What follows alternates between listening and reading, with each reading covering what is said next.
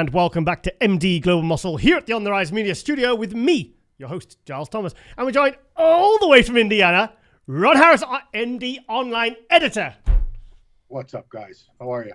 Ron, I'm doing really well, mate. Ron, Indy Pro, mate. Yeah. First time I've ever been here. Is it? Yeah. I've driven through Indiana many years ago, but it's kind of hard for me to even find it on a map, if I'm being honest. Oh, really? I know it's in the middle somewhere of the country, but yeah. I know the borders of the country a lot better than I know the inside of the country. Yeah. Okay. So, have you had much sleep, mate? Or what's up? Have you had much sleep? Oh yeah. This is actually this is the easiest contest coverage I've ever done because there were only two pro divisions, open men bodybuilding and 212 bodybuilding. I've never covered a show that only had two, and man, it was just a delight. I was wow. I mean, I could totally focus on just those athletes and covering that. It was awesome. So then, obviously saw the 212 on the Open yesterday. Let's start with the 212 because that was a bit of a surprising one for me. Take us through it. Yeah, the 212. I was, I don't get shocked very often, but I was pretty shocked at the call-outs, the way the judging went. And I'm not critiquing the judging per se. It's just that I was surprised, and I would have gone with different choices personally. When the lineup first came out, the two men who caught my attention and I thought were going to be in contention for the win were John Jewett and Noel Adame. Same here. Very, very different type of physiques, but both spectacular in their own ways. John, very, very symmetrical, not a huge guy, but very balanced, very proportionate. Condition was bang on. And then, of course, Noel is more of a mass monster, shorter guy, packed with a lot of thick, round, full muscle. And the condition on both of them, and especially Noel, was just incredible. Noel's glutes were just, I don't want to talk about guys' butts forever, but geez, they were completely strided, like hundreds of striations running across. Yeah. So I thought that was going to be the fight right there, and it was not at all. It turned out to be, in fact, Noel ended up in fifth. Which I know. I still think that was. I'm not in agreement with that at all. And John down in third. I was really, really surprised. But I have to give a lot of credit to this new guy, the one who ended up winning, a guy named Tony Oberton, who turned pro in 2019 at the USA as a light heavy. I didn't follow that show. I've never heard of him at all. He did impress me quite a bit. He's got a lot more size than everyone, pretty much everyone except for Noel. He's the only one who outmassed the winner, was Noel. But great shape, proportions, little waist. Condition in the upper body was really good. In the lower body, it could have been better. But I guess it was a case of a total package. And the runner-up, I was also very surprised. A local guy from Indiana, and both of these guys were in their pro debut. The top two men were both. This was their first pro show. Wow, yeah. So Nathan Epler from right here in Indiana, second place. Smaller guy, great shape, great symmetry. More look to me along the lines of a classic physique pro.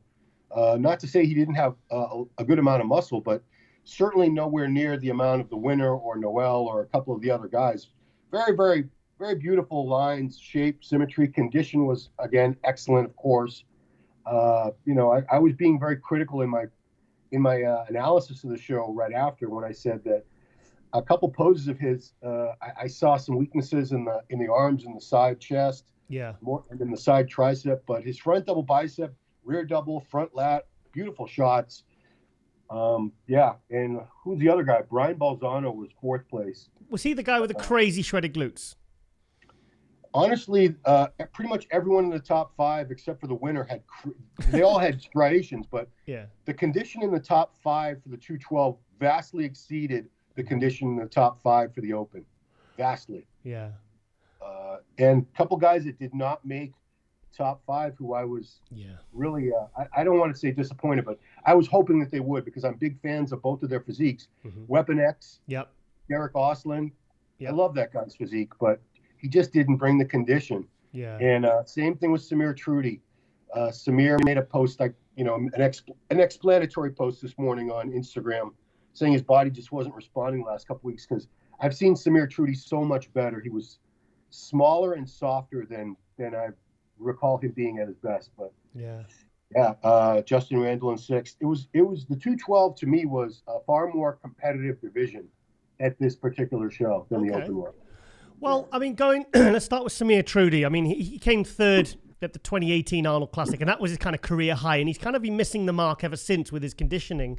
But, I mean, he can do more shows. He could tighten up in a week for New York Pro. You know, because the thing is, it's the first show of the season, so let's not, you know, I mean, sometimes it can be, like one of the guys, like Dwayne Walker in the Open. I mean, there's a guy that, you know, really you just think, you know, just keep going, guys. Just keep going, because you can always pull it. You know, some guys get better, some guys get worse as the season goes on. You know, sometimes they try different things. But, yeah, Weapon X, Derek Oslin, I mean, he was 8th place at the Olympia last year. Yeah. But if he had looked like that, yeah, I think he would have won the show. Oh, wow. Really? That's a bold statement. I mean, I'm not trying to take away anything from the winner. The winner, Tonio, looked very, very good. Yeah. It would have been a fight. It would have been a real fight between those two for sure. Yeah. Well, Tonio, I thought, looked better at the night show, but he wasn't really standing out as like a kind of a contentious, in contention for winning it. But no. I liked his physique. He's got a great physique. I thought he was, you know, nice symmetry, but you know, he wasn't as say, like I said, he's probably the least hardest in the top 5. But I mean, what a great physique. I mean, do you think is he doing more shows or? He is not doing New York because he had a prior commitment to a sponsor. Okay. But he is going to, obviously he's going to the Olympia. He's qualified for that. He did indicate in the interview he'll probably do one more show closer to the Olympia just to get a little more stage time, because you could tell he was a rookie just by the presentation. His posing wasn't that graceful. He could present himself a lot better. I'm sure he's been hearing the feedback. Yeah. Not that he's a horrible poser, but there's a lot of room for improvement. And I think once he sorts that out and gets the condition down, I think he's going to be one of the better 212 pros. Yeah. How old is he? I should have asked. I want to say he looks young. To me, he looks maybe late 20s, early 30s. Oh, yeah. He's a good guy to keep an eye out for then. Oh, yeah. He's good. Well, going back to what you said, I was in total agreement. Nola Dam and John Jewett, the ones that actually stood out for me. Even they were the two names that were kind of I thought would be 1 and 2 before the show. And when I saw the pictures that were coming through and whatever footage we got hold of, that they were the two that really, because Nola Dam, I mean, his side poses are absolutely, his side chest and his side tricep absolutely blew my mind. Yeah, I was in my head when he got 5th. I always try to put myself in the judge's position. Why did they put him in 5th place? The only thing I can think of is he doesn't have a slender waist. It's a little wide. Yeah. He's probably about 5'4" and right at close to the edge of 212. He's so thick. Yeah. So dense. But he's not blocky. He doesn't have a gut. He doesn't have that square shape to him because he has so much mass to the lats and the delts. His quads, his legs were among the best in the whole show, size-wise and shape-wise. He's a freak. He's a freak. Yeah. I would personally have had him no lower than 3rd at the worst. Yeah. I think he's going to do New York Pro, isn't he? Yeah, he is. Yeah. Well, I just really hope he gets a win and gets a qualification for the Olympia, because I mean he really impressed me, because I mean I just like the look of his muscularity, the conditioning, the separation, the thickness. You know, he's and I like I said, his side shots absolutely, they just blew me away. But I was very shocked John Jewett did not win. As was I, as there were a lot of people when he was announced in 3rd. You don't hear boos very often at a bodybuilding show. Yeah. But there were a good amount of boos around the auditorium. Yeah. The hall. So did he look better at the night show? I thought he's consistent from morning to night. Yeah. I don't think he got better or worse, because he held his condition, he held his fullness. Like I said, he's not the biggest guy, but he's got great shape. And what I really like, you know, because you and I are both fans of the 90s physiques, where everybody had really good, clear, deep muscle separation. And that's something that's an attribute we don't see a lot of these days. Yeah. And John has that. Everything is clearly delineated. Every head of the delts, every head, the bicep, the brachialis, everything is very, very clearly cut from everything else. I love that look. Because I thought when he was doing his front lat spread and his frontal bicep, he was getting the vacuum. And for me, he really stood. There was more going on in his legs than I've ever seen before. I thought the judging in a couple of the side shots, he was looking a little bit flat, but I thought maybe he can pull it out of the bag and kind of fill out a bit for the night show, because he's been in condition for weeks. Yeah. I mean, those pictures on Instagram that he was putting up, he was the heavy favorite. I looking at the lineup, I'm like, I don't know how any of these guys are going to beat him looking like that. But you know, props to these new guys. Three men in the top 5 were in their first pro show. Wow. Yeah. Do you know, the only time I can think of when something like that happened was Derek Lunsford, and the guy who came second. Who was that guy? I've mentioned him the other week on the intro. Who was that? The other guy. They both turned pro at the USA the week before. Right. And then they made 1 and 2 at the 2017 Tampa. He's from Texas. What's his name? I forgot his name. Jose coached him. What's his name? That's right. Yeah. I can't think of it. I don't think he's done too much. John. It's right there. I can almost think of it, but I don't think he's done too much since then. Jeez, it's so close. I'm sure when we're done with this, it's going to pop right into my head. Yeah. But yeah, he was very good. But I don't think he's done. I don't know if he's even competed since then, to be honest with you. Yeah. Well, from what I recall, that guy was a very, very wealthy businessman who got into bodybuilding later, and he just happened to be very, very good at it. Wow. So purely a hobby, I'm guessing. I don't know the story, but yeah, he came and went very quickly. I don't know why he didn't keep competing. Wow. So I mean, there's another instance of guys that have turned pro and, you know, then have gone straight and done a really good placing at their first pro show. So yeah, so like I said, with John Jewett now, he's doing the New York Pro, so I'm hoping that he will snag a win, because I mean, he goes 4th place at the Olympia in 2019. He dropped to 14th, I think, last year. And he really, you know, you could see he really wanted this. You wanted this win because he really wants to get back up into that top 5 at the Olympia. Because for me, I thought he looked absolutely fantastic. You know, I just hope he can. I thought he looked just as good as at that Olympia. Yeah. A couple of years ago. Yeah. Maybe not quite as full, but very close to that. So that's based on that. I didn't see how he was losing this contest. Did you see the ham drop as well in the side shots? Yeah. God. I'm a big snob for leg development, as you know. Yeah. And if I don't see quad sweep and if I don't see the ham drop, I just shake my head and I say, damn it, where's the quad sweep? Where's the ham drop? Because that really completes the physique to me, especially when someone has. Most of these guys have really wide shoulders, wide lats, good delts, chest, arms. Almost all of them have great upper bodies. When you start looking at the lower bodies, especially in the open class last night, I was seeing a lot of room for improvement, a lot of lower legs that could be a lot better. They need some leg sessions with you, mate. I have to attribute a lot. I know a lot of it's genetics. I know it is. I know these. It's not. We follow all these guys. We know they train hard. Yeah. So maybe they need to try something different. I honestly don't have an answer for it, but it's something I want to see more of. I want to see more complete physiques. Before we move on to the open class, what happened with the live stream? Do you have any information on that? Because I feel really bad for Dave Bowers, the promoter. I thought they would manage to fix it for the night show, but they didn't, and I feel so bad for him. What happened, mate? Do you know? I don't know. That's a question his IT guy would have to answer for you. But I felt terrible because Dave is a wonderful guy. I've only met him this year. This is the first time I've gotten to know him, and he was so helpful. You know, he was running around, checking on as any good promoter would. But he was making sure everybody had exactly what they needed. Everybody knew where they wanted to be. Kept everything running right on schedule. But I was getting messages. I'm sure you were getting messages too. People were flooding my inbox with, "What's going on with the live stream?" Like, I'm here covering the show. Why are you asking me? Yeah. And they're saying, "Oh, can I get a refund?" I'm like, I'm not customer service. What? Can you asking Ron for a refund? JM Mannion is sitting there taking thousands of pictures for NPC News Online. Yeah. And people are messaging him about the live stream. Like, guys, we're working. Don't you hate that when you're at the Olympia and they'll say, like, we're at the Olympia and we are literally on 4 hours sleep a night. We're working nonstop. And I get DMs saying, "What do you think then?"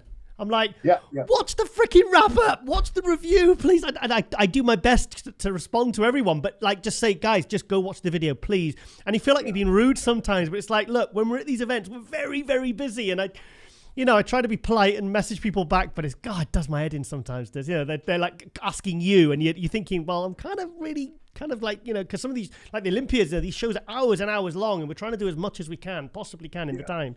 So because I saw, because Dave posted a picture, and there was like I think it shows 2 or 3 people on the tables, all the the setup, the monitors, and it didn't work for the judging. And I was thinking, hopefully they'll get, because thing is, a lot of people don't realize, especially now with the COVID situation and the like the revenue he'll make from that could be all his profit.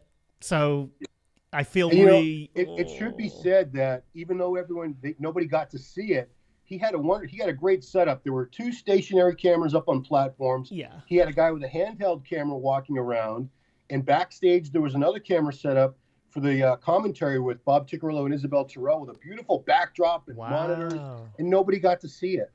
So is he going to be able to get it edited and get put online or something so people can get access to it? I mean, surely there must be a way that he can, because he's got that footage. I assume it was all recorded. Yeah. And he could put it online later. But, unfortunately, people wanted to see it live. That's the main draw is the pay-per-view, these streams, people want to watch the show in real time as it's happening. But, I hope he is able to do that and recoup at least some of his losses because Dave, I met his whole family. His wife was working the show. His 12-year-old daughter was helping out. It was in-laws. It was a family affair, and a lot of local Indiana people were helping out. It was a great show, great experience. He's an excellent promoter, and I wish him the best. Yeah. Was there many people there? Were they allowed to be there? I'd say the hall was probably about 85, 90% full, and there was no social distancing enforced, which is good because some of the shows I went to last year, the seating was spaced so far apart that if you were in the back, by the time you were in seats in the back, it was so far away, you might as well have just been watching it on a laptop or your phone. Yeah. So. Shit. God, imagine if the live stream that happened at the Olympia. Oh, my God. That'd be like... All right. Open class. Yes, open class. Go on to the open class. Right, okay then. A few surprises there. Go for it. Tell me. Well, I guess we need to start with Blessing because that was the talk of Blessing. Blessing has been the talk of the sport for most of this year so far. Yeah. Mainly because of the feud that he had going on. I don't know if you want to call it a feud, but between him and Nick Walker. But everybody was very anxious to see his pro debut and the improvements he had made. Because, as you said in the interview with him, you were speaking about the last time we saw this man on stage was 2017. Yeah. And most of the bodybuilding world didn't see any of those shows. So this was our first real look at Blessing in real life, aside from Instagram videos and photos. And when I say he didn't deliver, I don't mean that in a sense that I don't think he worked hard enough or that Chad didn't do a good job. I just don't think things went right with prep in the final stages because I saw the way he was looking. Yeah. And these are photos and videos. They weren't photoshopped. I know what he looked like a few weeks ago. And that wasn't the Blessing that I saw yesterday. He had lost a lot of fullness. Things were just not popping. He looked really, really flat. And I think if he had brought the fullness and the roundness that I was seeing as recently as maybe 3-4 weeks ago, I think it would have been a different story for Blessing. Do you think he maybe waited too long to compete? Honestly, I don't know what the deal is because, they're ripping him apart on social media right now. I knew that would happen. And hopefully he's got thick skin and he's going to take it in stride and just try to improve moving forward. Especially, I think a lot of it might have been a peaking issue. Yeah. So maybe that can be sorted in time for this coming week. Geez, we're only 6 days away as we're speaking right now. I think a lot of it was just being flat. But, and again, people were really critical of his legs. And they do need to be a lot bigger because he's got such a tremendous upper body, shoulders out to here, back out to here. Yeah, such a beautiful, round, full look to his muscles and that tiny waist. If he had some really nice sweeping quads, it would just complete that picture and make him really formidable to me. I was impressed with his rear double bicep, his front double bicep. Did he look better at the night show? Because I messaged him after the judging and I said, mate, try and do what Akeem Williams did from the judging at the Chicago to the night show. Because he said he had a pizza and 500 grams of carbs and he looked completely different. I said, get some sheen on because he looked like he didn't have any oil or color on. And and I said, I've heard that you're too quick with your compulsory, so slow them down. And you can always tell because the photos are a little bit blurry because you can see he's moving and jerking and he just needs to slow it down, relax. He's probably a bit anxious, probably shitting himself. He'll be on his pro debut, and you're next to like Justin Rodriguez and there's all this pressure. And I mean, I just hope, did he look better at the night show? He did. He did. He looked like, to me, he put on some more color. because people have this misconception that if you're, I guess I can't say African American because he's actually from Africa, but they have the misconception that those athletes don't need additional color, but it does help a lot, especially under those lights are brutal. They're brutally bright, and in the judging, he didn't seem to have any oil on, or if he did, it certainly wasn't enough. He fixed that for the evening show and looked a lot better. He did look a little bit fuller, but I think he needs, I don't know. Chad Nichols is a master at what he does. He'll figure it out, but he needs to be a lot fuller because, like I said, I know he should have looked better than that. I know what he's capable of based on what we've seen in the past few months leading into this. Yeah. Well, I saw the top 5, the picture at the end, and he was hitting a side chest, and he did look better than he did at the pre-judging. Because the thing is, most bodybuilders look better at the night show anyway, and I think he did look better, but I think you're right, because he said to me he was depleted, he was 243.8 or something, and that was, I would like to see him, like I said, I would like to see him a little bit fuller. But for me, 29 years old, pro debut. But remember what Nasser El Sambati, Ronnie Coleman, these guys weren't even, they weren't even barely getting last call out, for several years. And I think, I think he will be good in a couple of years. I think he'll be really good. What's your thoughts? Yeah, he will.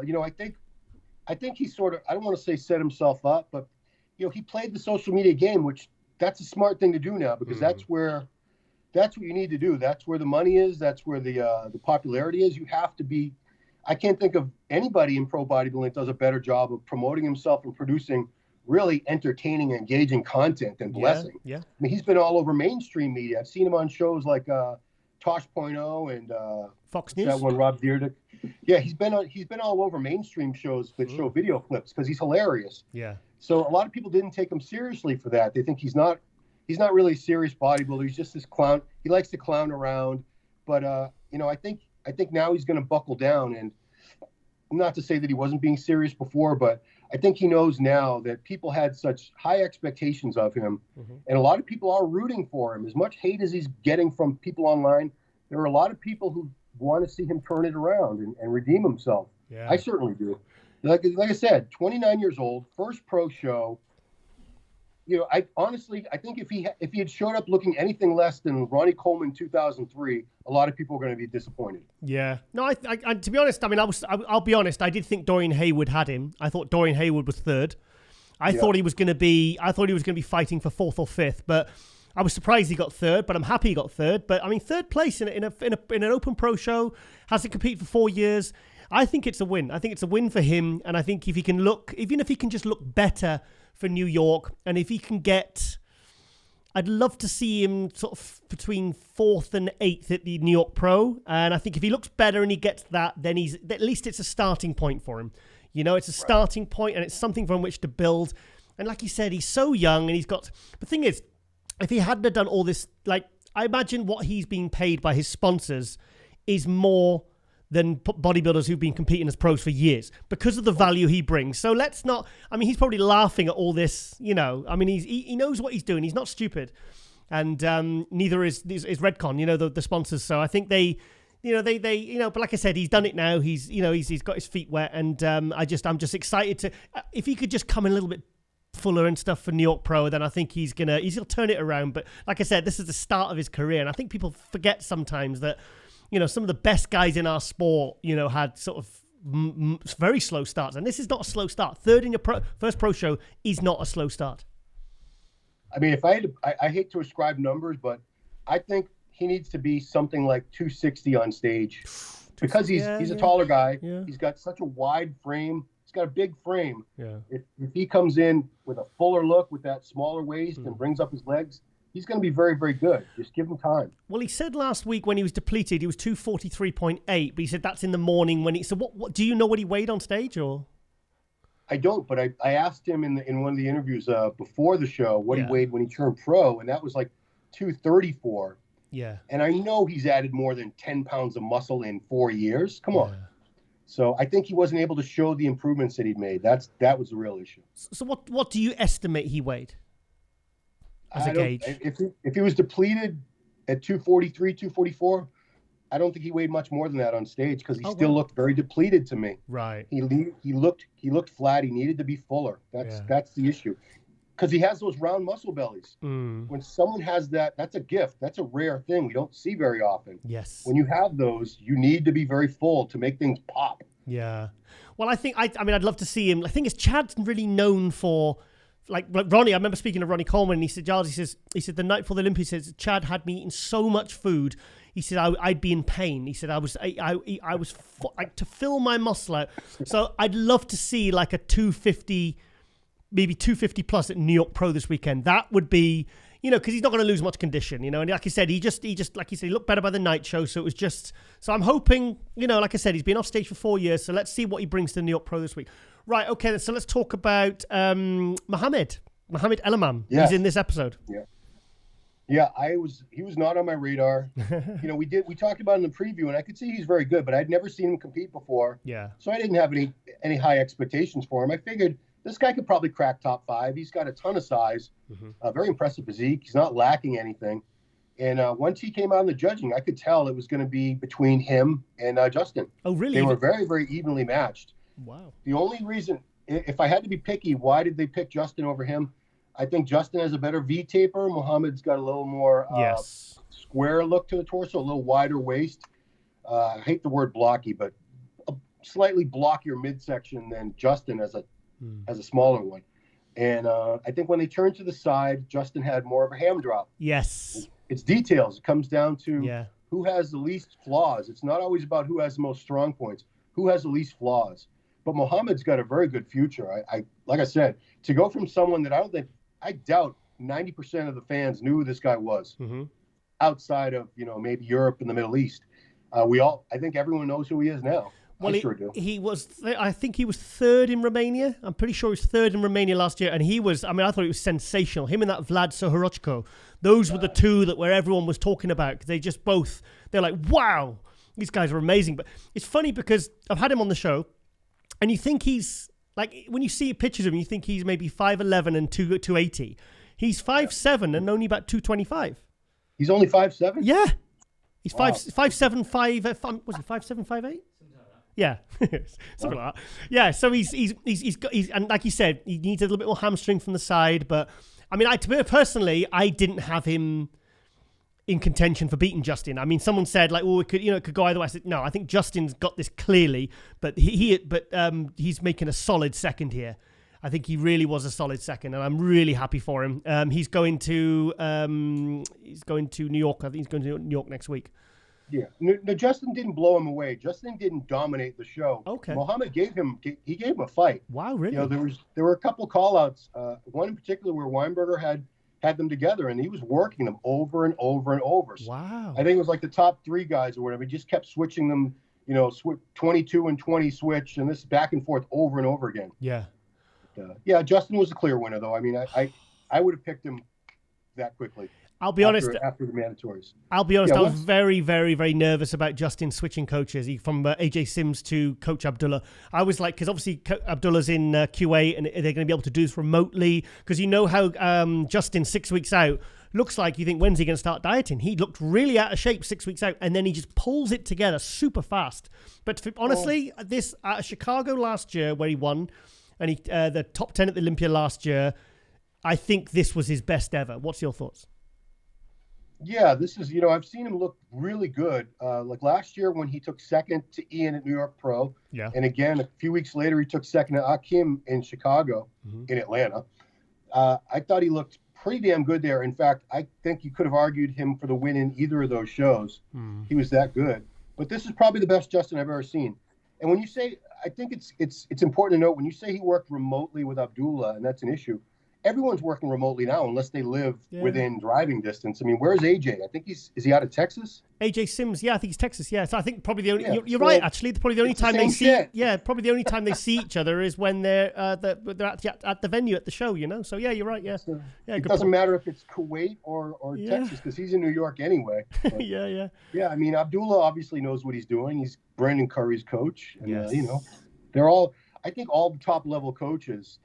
Probably about 8 or 10 names. They're all masters at what they do. Yeah. I mean, honestly, Justin, though, because I've been, you know, we've been big fans of Justin for about 3 years now since we saw him. He took 7th at the Arnold a couple of years ago.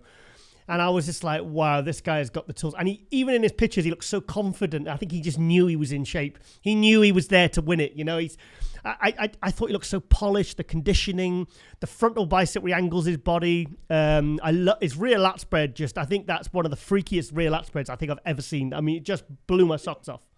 It's the clavicle width. He's got the craziest clavicle width. Yeah. In fact, the only other guy on that stage with maybe equal or superior clavicle width was Dwayne Walker. Yeah. Just shoulders are, 3 feet apart, it looks like. Dwayne Walker, 9th place. How the hell did that happen? What happened? He needs legs. Yeah. I have to be the dick and say it. He needs legs. His upper body is phenomenal. I mean, when he hits that front lat spread, it's the craziest V taper. It's like a fighter jet. It's ridiculous. His front double bicep is astonishing. Biceps come up about, a foot off the bone. It's crazy. An amazing upper body. If he had more legs, and again, here I sound broken record, sweep to the legs, because that crazy V taper, we call it an X frame. If you have the sweep in the thighs, that makes this really exaggerated X shape. If Dwayne had that, he'd be winning shows. There's no doubt in my mind. I mean, 9th place. I honestly, I thought he was coming in as a top 3 favorite because there was so much buzz after last year when he got third. Was it third at Tampa he got last year? Yeah, I could have certainly seen him higher than 9th. I don't know if 9th was... It's harsh, wasn't it? I mean, it's tough. Once these judges have a hard job, they have all these great physiques and they're trying to be as fair as possible. But yeah, I certainly could have seen Dwayne much higher than 9th. I think what's happened is his upper body got even bigger than it was last year, and I think his legs stayed the same. So the disparity is even more now. Like, he just about got away with it last year. You could say, okay, for the future, he needs more legs. But I really hope he can just somehow climb, do a few shows, maybe do the Cali Pro, the New York Pro, and I hope he at least gets some decent placings and then shuts it down maybe for next year. And then comes back, because like I said, there was everyone was talking about Dwayne Walker after the season last year. Everyone was raving about him, weren't they? Yeah, I mean, like I said, beautiful. It's one of the great. If he had legs, if his legs matched that upper body, he'd be so dangerous. He would have. I don't want to be presumptuous to say he would have beat Justin, because who knows what that would have looked like. But he would certainly be doing much, much better. And you can't be lacking. You can't be missing things, unfortunately. You can't be missing a back or legs or... Yeah. But great future. Like you said, if he shuts it down after this and goes to work on those legs and brings them up, he's going to be doing so much better. Yeah, totally agree. And I'm a big fan of his, and I think he's a real character as well. I think he really brings a lot to the pro scene. So was that the best Dorian Haywood you've ever seen? Because I think it was. Yeah, you're like me. You're a condition snob, because we were fans in the 90s when condition was almost always perfect. Yep. I want to see more condition out of Dorian, and I want to see, to me, I don't know if I talked to his coach, Dave Kalick, and he said his legs lost some volume over the last few days, but I still think, I seem to remember them being a little better, because man, he's got so much thick muscle. He's got so much dense, thick muscle, this crazy big back, his shoulders are enormous, arms, everything. Again, I'd want to see more legs to balance out. I want to see better condition. I think he's doing a better job of controlling the midsection, which he used to let it relax and sort of hang in the past. He did. That's a big improvement. Had he beaten Blessing, I don't think anybody would have complained. I personally had him third based upon what I was seeing, and I thought he was a lock for third. And I love his front muscular. I love it because his shoulders are literally the size of his head. Each one of his, he does that most muscular, and each delt is like the size of his head. He's so thick, and I just thought I'd like to see a bit more detail from the back. I think he still needs more back as well. I think he's not as, it's like two different bodybuilders. He's great from the front, very round and full and thick from the side, but I think there's some definite, some back detail and thickness issues. I think if he addressed that, I think then he would have, but he's moving up. I think he's really moving up, because this was a guy that was, I remember seeing him at Tampa 2017, and he was getting like the last call out. And I was thinking, but this guy looks really good to me. I mean, he's not like a last call out guy. I thought, is this guy underrated or what? Yeah. And what's funny, when we did an interview last week, he hits that most muscular. Yeah. It's kind of unique. And I couldn't remember who else hits it that way. And he said, Phil Heath, and he trains at Phil's gym. He knows Phil. They train at that Armbrust Pro Fitness Center, I think it's called, in Colorado, in Denver area, or Aurora, I don't know, Denver. But Yeah, Dorian, like you're right about that. The back would certainly improve because from the front, he's so thick and round and dense. Yeah, like you have to be balanced. Balance is everything. That's what wins these shows. Like, the 212 was a very, very good evidence of that. Total packages are winning. Yeah. It wasn't the biggest guys. It wasn't the most ripped guys. Yeah. We need to talk about Morgan Ass from France. Yes, I was just about to start talking about Morgan. Yeah, wow. We've seen him. This was only his second pro show. Yeah. We were very impressed by him at the Arnold Classic last year. Incredible. Huge, 6'3", 315 or 20 pounds, and shredded and dry, grainy condition. And a really good poser, too, because I didn't remember his posing routine from the Arnold, but he hits a lot of sort of classic poses that you wouldn't expect a really big man like that to hit, and he pulls them off.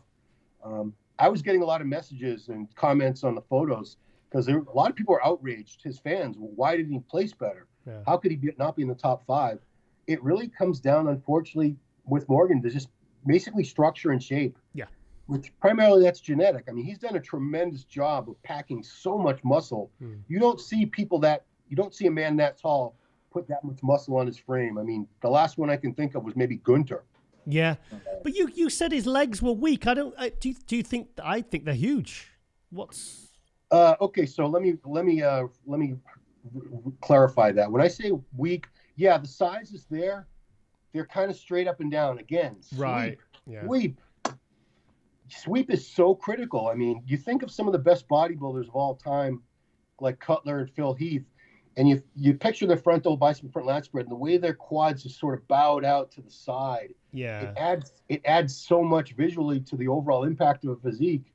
If Morgan had that, I know he would be doing better because, I have to give him credit. I think he had the best back in the entire show. Oh, do you know what? That rear double bicep. I mean, like he did have the best condition at the Arnold Classic last year, and I knew he would bring amazing condition this time as well. But that rear double bicep, when you actually if you actually see him in the call outs with the top 5 guys, like he takes that pose. I mean, he is like him and Justin. They're like, that's really close because it's the top to toe thickness and condition. I mean, his traps. I've never seen traps like it. They're just like, I don't know. They're just like aliens bursting out of his shoulders. I mean, I think he really brings a lot to the show. I was hoping he would snag 5th.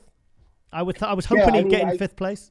I certainly thought he was going to be in the top 5. I knew he wasn't going to win, but based on a lot of the things that he brought to the stage, I thought it was good enough for top 5. Yeah. But yeah, I mean, if you look, certain shots, when someone has structural issues like that, the back shots usually look really great. The side shots usually crazy, freaking impressive. Mm-hmm. It's usually you see the structure issues in the front double bicep mainly, and the front lat spread. But mostly, if you look at his front double bicep, that's where you see where the flow, the V taper, the X frame isn't really what you would hope it would be. But man, a lot of his poses were just breathtaking. And that back, I can't say enough about the back because we just talked about Dorian needing more thickness and detail in the back. I don't think a back could be thicker or more detailed than what Morgan had. It was insane. It was like Dorian conditioning, wasn't it, from the back? I mean, the thickness, and it was incredible.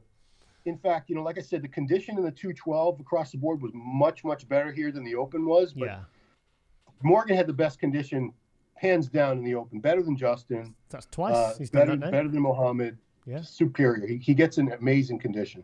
It's so impressive. I honestly, though, I think he should speak to Danny Garcia because she's in with the DC films.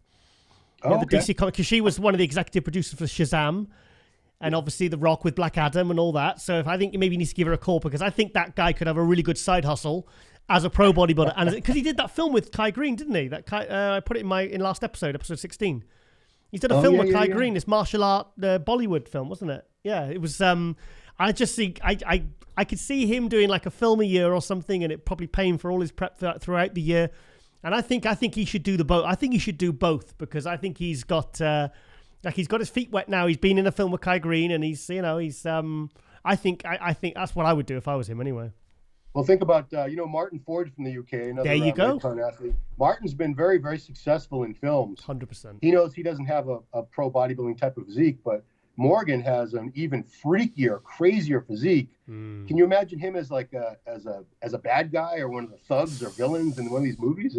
I'd be scared. Morgan and Martin running towards you. You'd shit yourself, wouldn't you? Oh yeah, Martin's definitely a very frightening looking individual as well. Fantastic. So also Roy Evans as well. He looked very good. That's the best I've seen him. Yeah, I remember him from a couple shows. That he used to be he came up from Classic. Oh wow. Which yeah, you don't see too many guys move up from Classic to Open. Yeah. Or at least not successfully. He pulled it off. He looked very, very good. I'm not sure where he ultimately finished, but it couldn't have been too far out of the top 5. He had to be. I think he was around. Was he 7th or 8th? Probably. Yeah, I saw the score sheets this morning, and there was another guy that got 6th. Another name I didn't recognize, and got a good placing. Yeah, Carlos Chapa from Texas. That's him. I know he's been around for a little while, but I don't keep track of everybody probably the way I should. I was very unfamiliar with him, but when he came out, I was impressed because he had size, he had great shape, small waist, and the condition was bang on. So very, very justified. I had no argument with that guy being in the top 5. And he should be proud of himself for beating people like Morgan and Dwayne, who are already established. Yes. Okay, then. Do you think, at the Olympia, Justin Rodriguez or Akeem Williams, who's placing higher? Akeem. You think? Yeah. Okay. I'm going to be Team Justin then. Okay, that's fine. Yeah, I mean, we all have our preferences. And no, I love Akeem. I love Akeem. Yeah. I mean, I always have to say this because I think people get very offended sometimes if we're critical of their favorite bodybuilder. And a lot of times the bodybuilders, and even more so their wives or girlfriends, they get enraged when we criticize their man. Been there. It's not personal. We're just talking about physiques, and we all have our own preferences, just like the judges. Yeah. Judges at one show might do things a little bit differently than judges at a different show with the same exact lineup. The placings might not be exactly the same, even if the physiques look identical. But yeah, you can be Team Justin. Okay. I'll be Team Akeem. In fact, I want to get Akeem, and I want to even get his new coach, Justin. I screwed that up on our last MD Global. His coach you were right. His coach is Justin Miller. Right. The same coach as George Peterson, the Bull, the third. A Strong Spirit, isn't it? That's his A Strong Spirit on Instagram. Yeah. Justin, great guy. See, I'm really excited for the new guys. So Ian Valier's really hitting his stride. Akeem Williams is really hitting his stride now. Justin, Hunter, who else is there? Like the new Olympia guys that are kind of like the next generation coming up who are looking to move up. I think Valier's going to really step it up this year. I think he's really going to. I saw he made a comment about the live stream going down. I wasn't very impressed by that, Ian, if you're watching. Yeah, I mean, come on, just don't be. He was like, the stream's down, lol. I was like, oh, that's a bit tight. Isn't it? We're talking about Olympia. The one guy I want to see this year really look his best is Sergio Oliva. Oh yes, yeah. Because he goes long stretches without competing, and he's already told everyone to stay home from the Chicago Pro because he's winning that. Oh wow! Fighting talk. So it's I know the Olympia is months and months away still, 5 months away at this point. Yeah, but we're already starting to get excited because that's our thing. That's our Super Bowl. Yeah, and that's our. So what would that be? The World Cup? I don't know. No, I don't love football. Ugh. So I mean, I'm really excited, mate. The shows are back now, and this was a very, very good show. And I feel like everything's just the things feel like they're starting to return to normal more now over there. Yeah, in fact, the New York Pro in Tampa in 6 days. Yeah. Florida just lifted its mandatory mask law. Fantastic. So you can wear a mask if you want to in Florida. But you don't have to, and I'm certainly not going to be wearing one. I'm fully vaccinated. Yep. So I know a lot of you anti-vaxxers out there are going to have something to say about that, but not me. Too bad. I'm fully vaxxed. And a lot of people are fully vaccinated here in the U.S., and it'd be great to we all hate these masks. They're just so confining, and it's hard to hear each other talk and breathe, and they fog up my glasses. And so Governor Ron DeSantis in Florida, that's my man. Well, I wear my tiger mask to bed. You have a cool mask. If I had a mask like that, I probably wouldn't mind as much.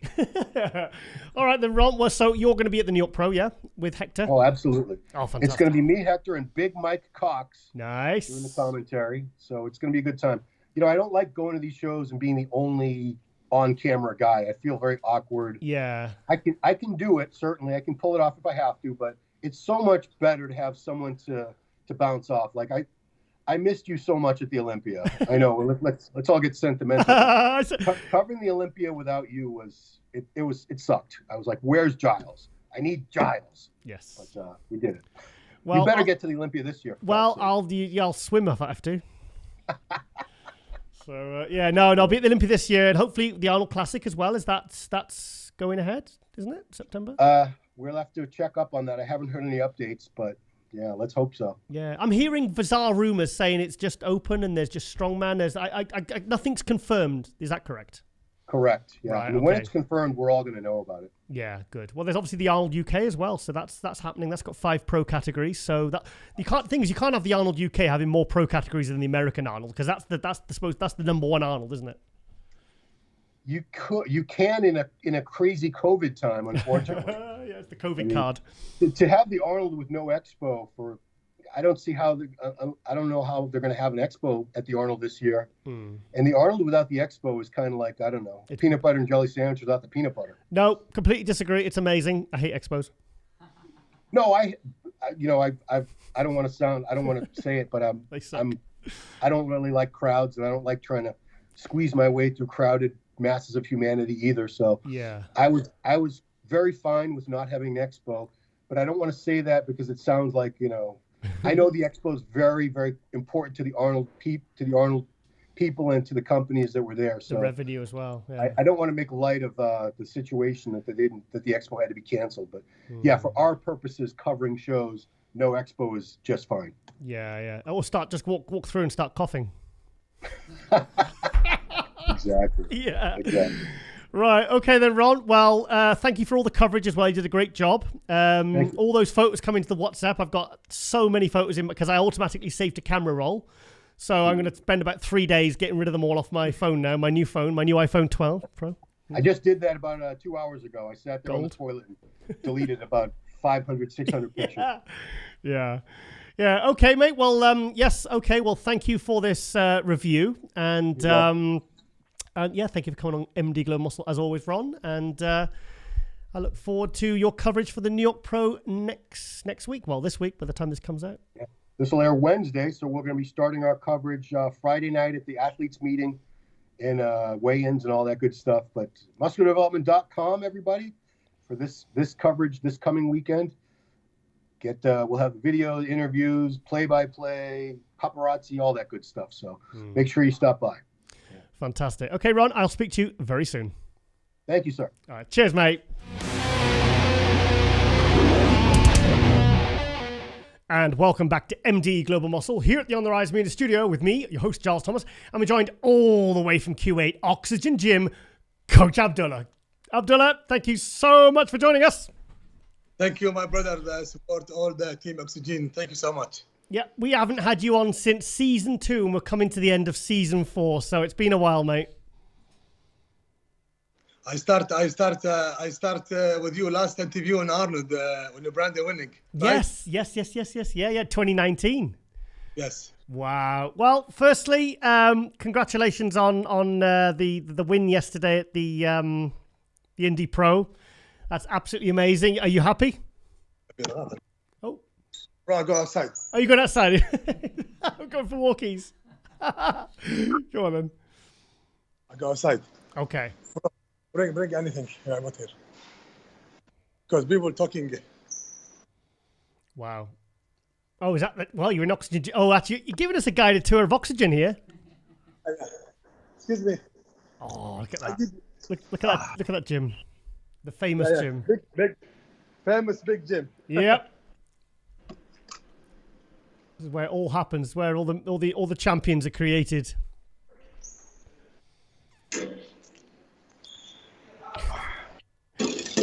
Okay, bro, I'm ready. He's walking to America. Yeah. Okay then, Abdullah. Yes. So, yes. Congratulations on the big win at Indy Pro. Thank you so much, bro. You know, I love MD and I love you. I love everybody working MD. You work so hard. Thank you. So, I mean, Justin Rodriguez, the win. Tell us how you're feeling about that.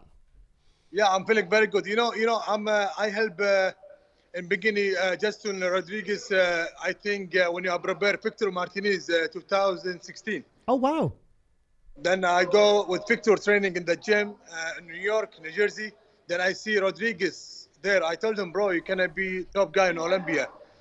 And I do with him some practice, posing. I see how you look. I help him a little bit.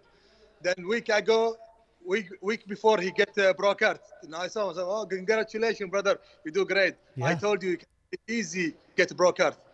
Wow. So yeah. So when, I mean, obviously, because I was nervous because he was doing so well with his old coach. How did it come around you working together again? How did that happen? I'm big fan from bodybuilder and athlete. Never I have any problem with any athlete. If you work with me or not, always I be gentleman with everybody. And always Justin he share me picture and everything. And I know Justin how you look. If you on or off, then I help him little bit. Last show in New York when he got second. Then this year he talked with me like he have a problem because New York closed. He go the other places. I think Tampa. We do with another coach. You know, Justin never talk anything bad about coaching. But at the end of the day, when I'm work with Justin, I don't have too much athlete. And Justin when he saw me, I have too much people and also busy. He go with another coach. Now he told me, bro, you can prepare me again? I said, yeah, I can. Go ahead. Then I prepare him like 2 months before the Indy. Oh, so you started working 8 weeks before the Indy Pro? 8 weeks. Right. So did you have any problems prepping him remotely from Kuwait, or was it all just by phone, literally? No, by phone. All by phone? Yes. So just regular check-ins and everything like that, really? No, I check Justin every day. Every day. I send him, good morning, brother. He sent me everything. This guy is great, and he listen everything. Yeah. Even when you want to do anything bad or wrong, he call me. Abdullah, I want to do this one. It's good or no. This guy, he listen everything, and I see in my eyes, this guy. Oh. And I see this guy he have good potential. Yeah. I mean, he was like top 10 at the Olympia last year. I mean, this is his first pro win. I mean, for me, I thought he looked fantastic at Chicago last year. I thought he looked fantastic at the Olympia. But for me, this was the best Justin Rodriguez I've ever seen. Yeah. Someone's trying to call him. Bro, Rolly, try call me. Ruli's trying to call you. Yeah, he called me, yeah. Do you call him Ruli or Roly? Because I got told off for calling him Roly. Yeah. And, Justin, you have good potential. He can be top 6 in Olympia this year. Last year, he coming a little bit flat, no balance between the upper body and the down places. Yeah. This show you have balance, falling everywhere, every place is falling up and down, Yeah. So were you happy how he looked at the Indy? Do you think you can come in? Do you think you can be better? I told Justin, this is only just warm up. Oh. New York, we're going to see a big package. I promise you want to care. I promise he can more than Indy. He can condition more and pulling more, everything more. So he's definitely doing the New York Pro next weekend. Yeah, and I told him, if you're winning this year, this is your year. Continue from Arnold. Go Arnold. What, in September? Yeah, no, bro. I told him, go ahead, bro. You know, bro. In coronavirus, you kill everybody. Nobody have money. Wow. So he's gonna. So he's. What about the Cali Pro? Cali, bro. I have maybe I have two athletes surprise. Okay. I show you after that. Okay. So I thought if Justin won Indy, he might not do the New York Pro. So he's definitely doing it. Yeah. He go both. You know, I love New York places. I like Steve gym, good places. I'm happy when I'm going New York. If you win, I lose. Every time I'm happy because Steve Weinberg, he do a great job. You have good gym. You have everything there. Yeah. So who do you think? Do you think Justin can win New York? Yeah, he can win New York. What about Nick Walker? I think Nick Walker is a great professional IBB pro, and also Hassan is. I think you have combination. Hassan, good fight between Hassan and Nick Walker. Yeah. So you think, oh, right. So you got Hassan, Nick Walker, and Justin. You think that will be the top three at the New York? Yeah, we'll see. I think, Judge, you bring this time three guy, Justin and Nick Walker and Hassan. We'll see. No change from middle. We'll see Rodriguez all day in the middle. Yeah. No. I think that's a good. That'd be a good top three. You know, bro, Rodriguez is heavy, like 6 pound. 6 pound, harder, fullness. Than the Olympia? Yeah, he's more than Olympia. I got to be honest, that rear lat spread just completely blew my mind. You look like Cobra when you do back double. It doesn't like a Cobra. I'm like, God, yeah. But I mean, the rear double bicep, absolutely amazing. But the rear lat spread, I mean, there was so much muscle there. There was so much thickness. So what are you going to do? Do anything differently for the New York? Or are you just trying to bring in Fuller or? 100% I do different. When I prepare Brandon, every single show different. I don't have something copy paste. Yeah. I do everything. What my mind told me, I put. Have you ever thought about getting Justin out to Q8, or is that not necessary? Yeah, I can. But Justin, you have funny something between me and Justin. Justin, you have phobia from plane. Oh, really? Yeah. Oh, I didn't know that. Yeah. So how did he drives to shows? Yeah, I think Justin 2020 all the 90 he go drive. Really? Yeah, he go drive 12 hour, 10 hour. Wow, I didn't know that. Oh my God! So I really hope. Well, yeah, I hope he can get on a plane because I mean, surely it'd be good if you could get him out there to Kuwait or. Yeah. But now he's good. He try some like Braveheart. He go plane. I told him, Justin, wow, we do a great job. You go plane? He said, yeah, I go Vegas also. Oh, fantastic. So how is it going with, when's Brandon Curry coming out to see you then? Is he coming back out soon? Brandon coming next 10 days. He come start. Now he start like a month ago. He start preparation from Olympia. He do hard. I send him everything. He do training good. He do good job. He have good manager, Brandy. And have good family, and also this year Olympia from Brandon. He from me and Brandon easy because Mr. Olympia Rami and last year I focused too much condition because feel heat. Everybody feel his Mr. Condition, but this year I bring Brandon size and fullness and dry. Which look do you prefer? Do you prefer the look he brought in 2019 or 2020?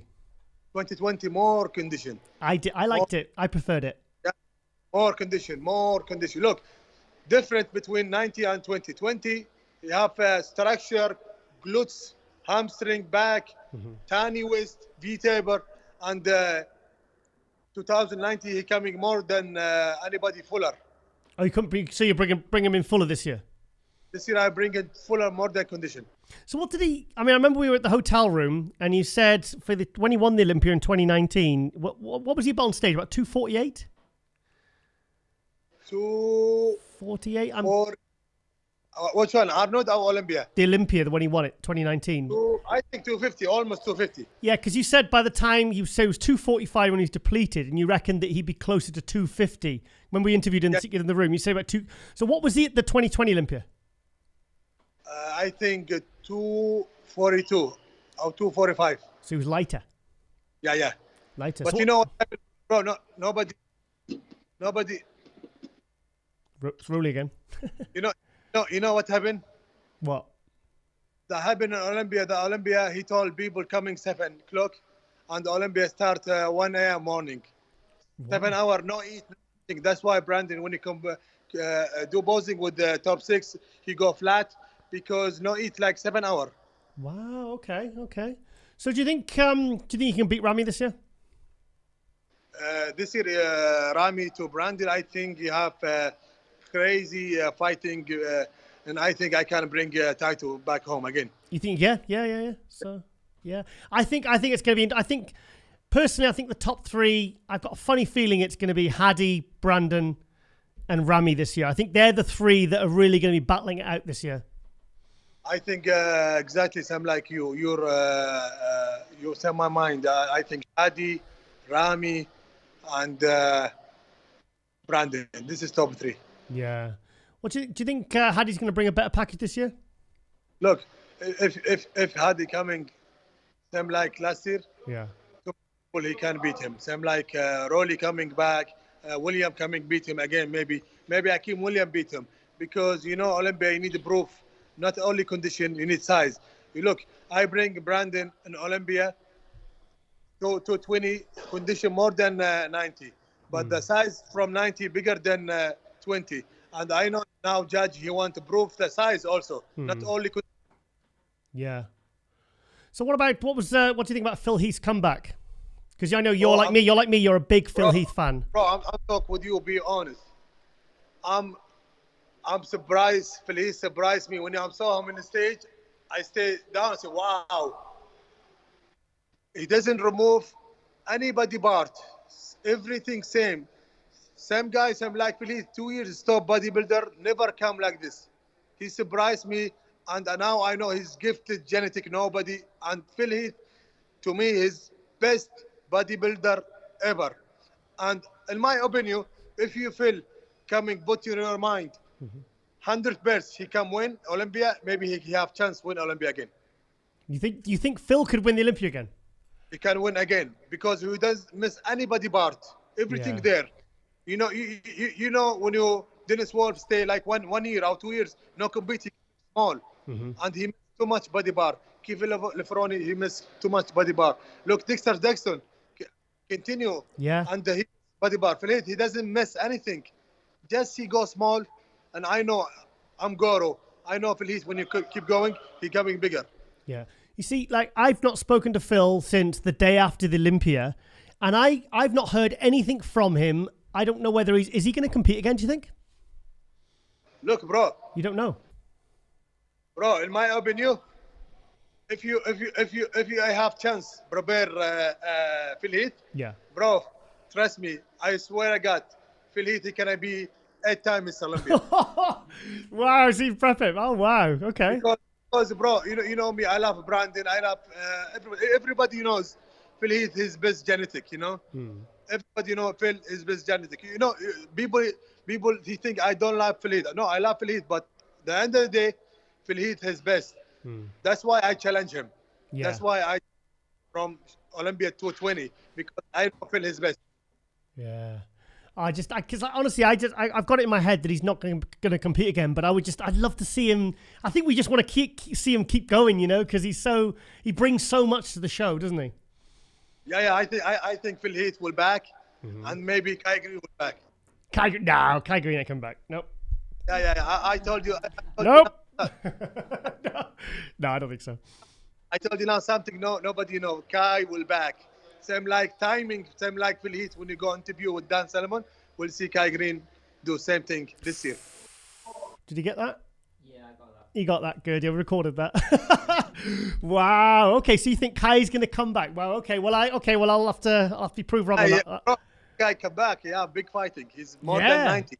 So what's going on with Ruli? Because I saw Ruli doing a guest posing the other week, and he was much bigger than I thought he was going to be. Yeah, Ronnie starts now just like a week before guest posing. He start prepare from Olympia, and now he do everything same like the coach Askar told him.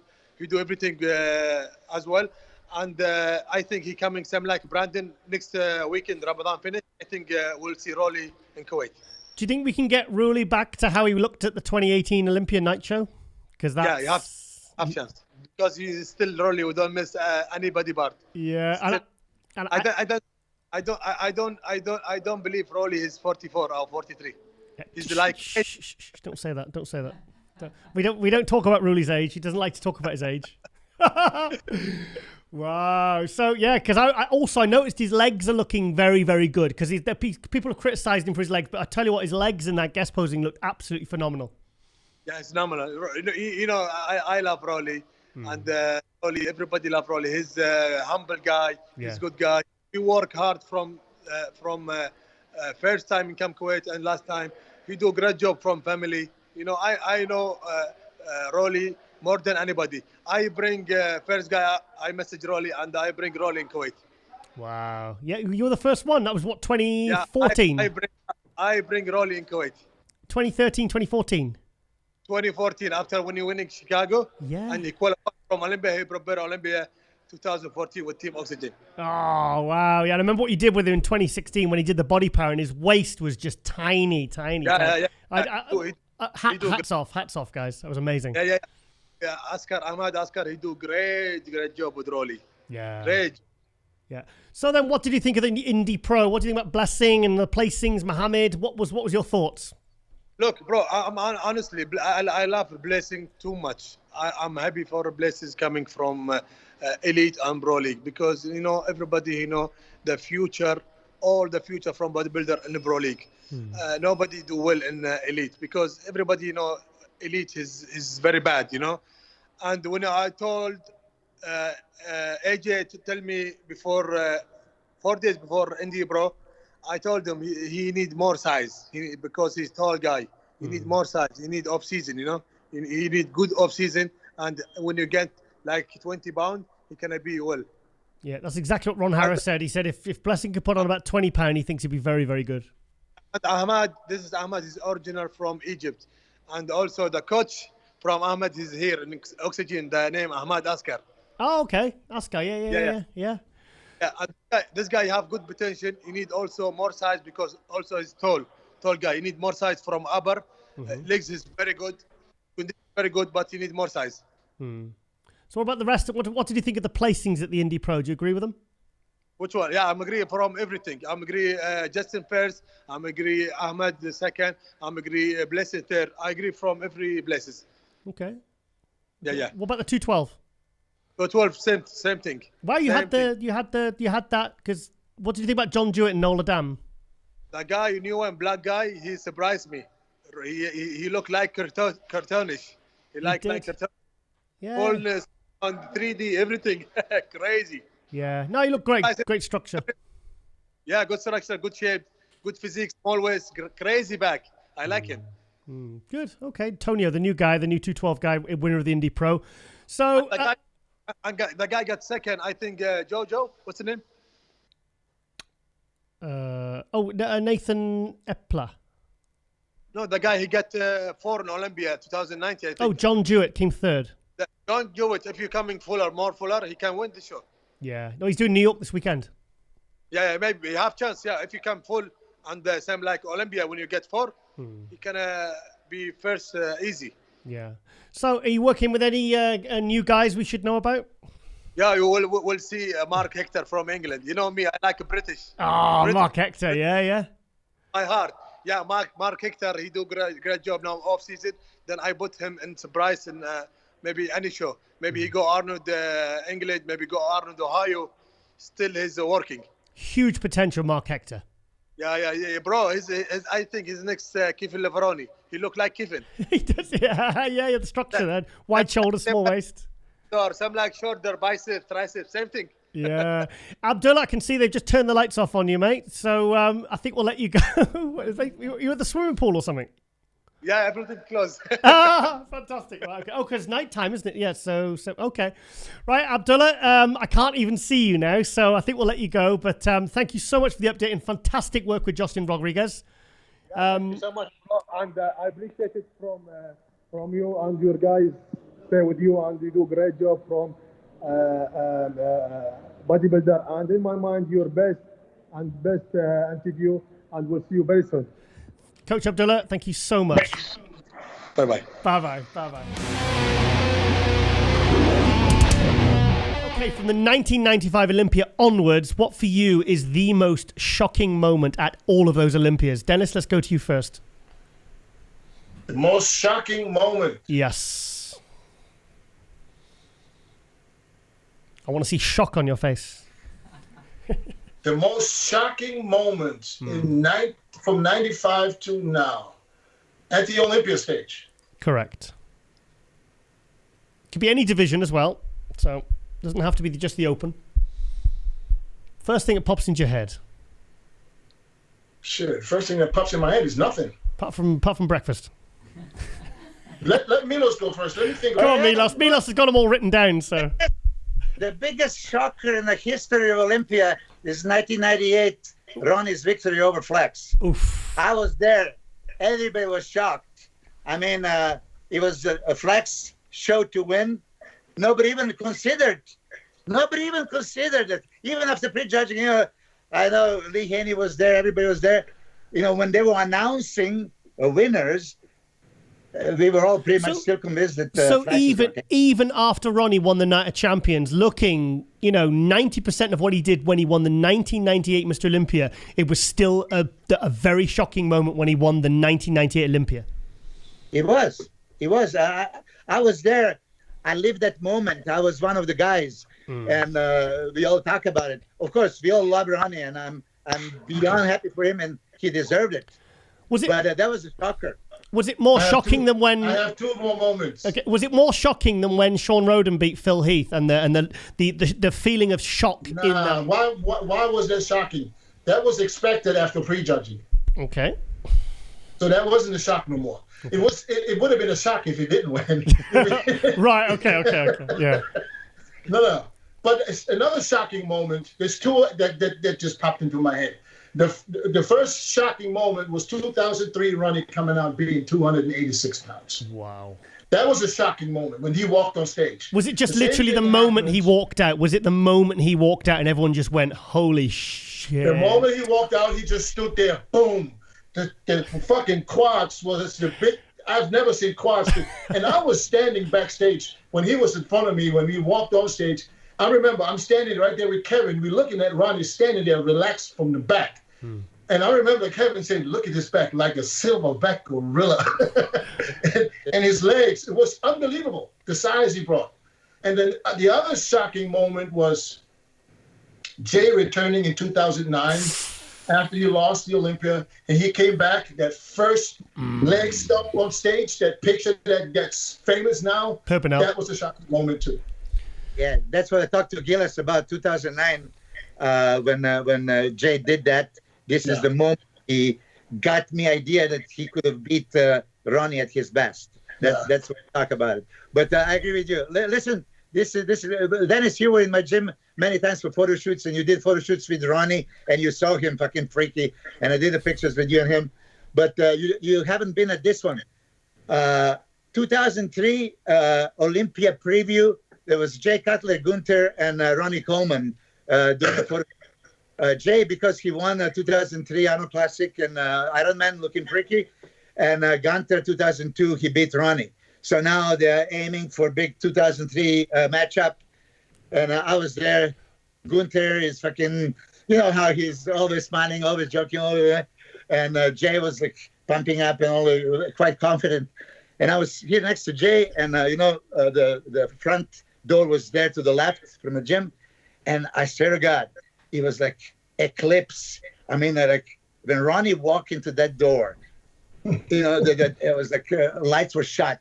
And as he was coming, I seen Jay. Jay was like, he looked there, and I was just.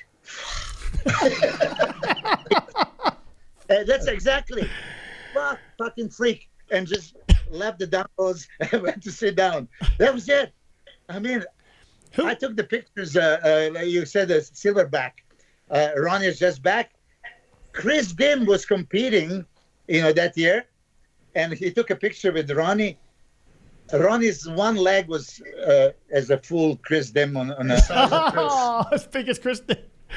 I posted that picture. It's like fucking unbelievable. And Chris is phenomenal. So who was the first one to see Ronnie backstage? I mean, obviously that 2003 Olympia. I mean, I remember seeing like Chris Cormier at the 2000 backstage at the 2002 Olympia, and I was one of the first ones to see him, getting unchanged and pumping up and everything. So when was the first? Because obviously sometimes people get ready in different rooms. Who was the first to see Ronnie, and what was the reaction? Who was the first? Was it you, Dennis?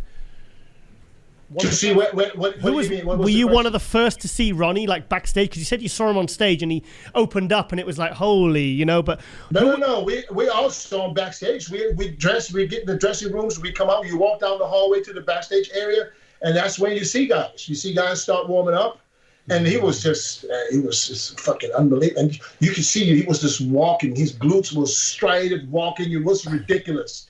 You know what I mean? When you compare him to the year before in 2002, where he was off, he was smaller. He was smaller, yeah. You know what I mean? He tried to do that streamlined physique that didn't work out for him. Mm-hmm. And then he comes back a year later after he got beat, and comes back into full force. So you saw the 40 pounds difference pretty much instantly. You didn't wait until you saw him on stage to really notice. Because sometimes you can't.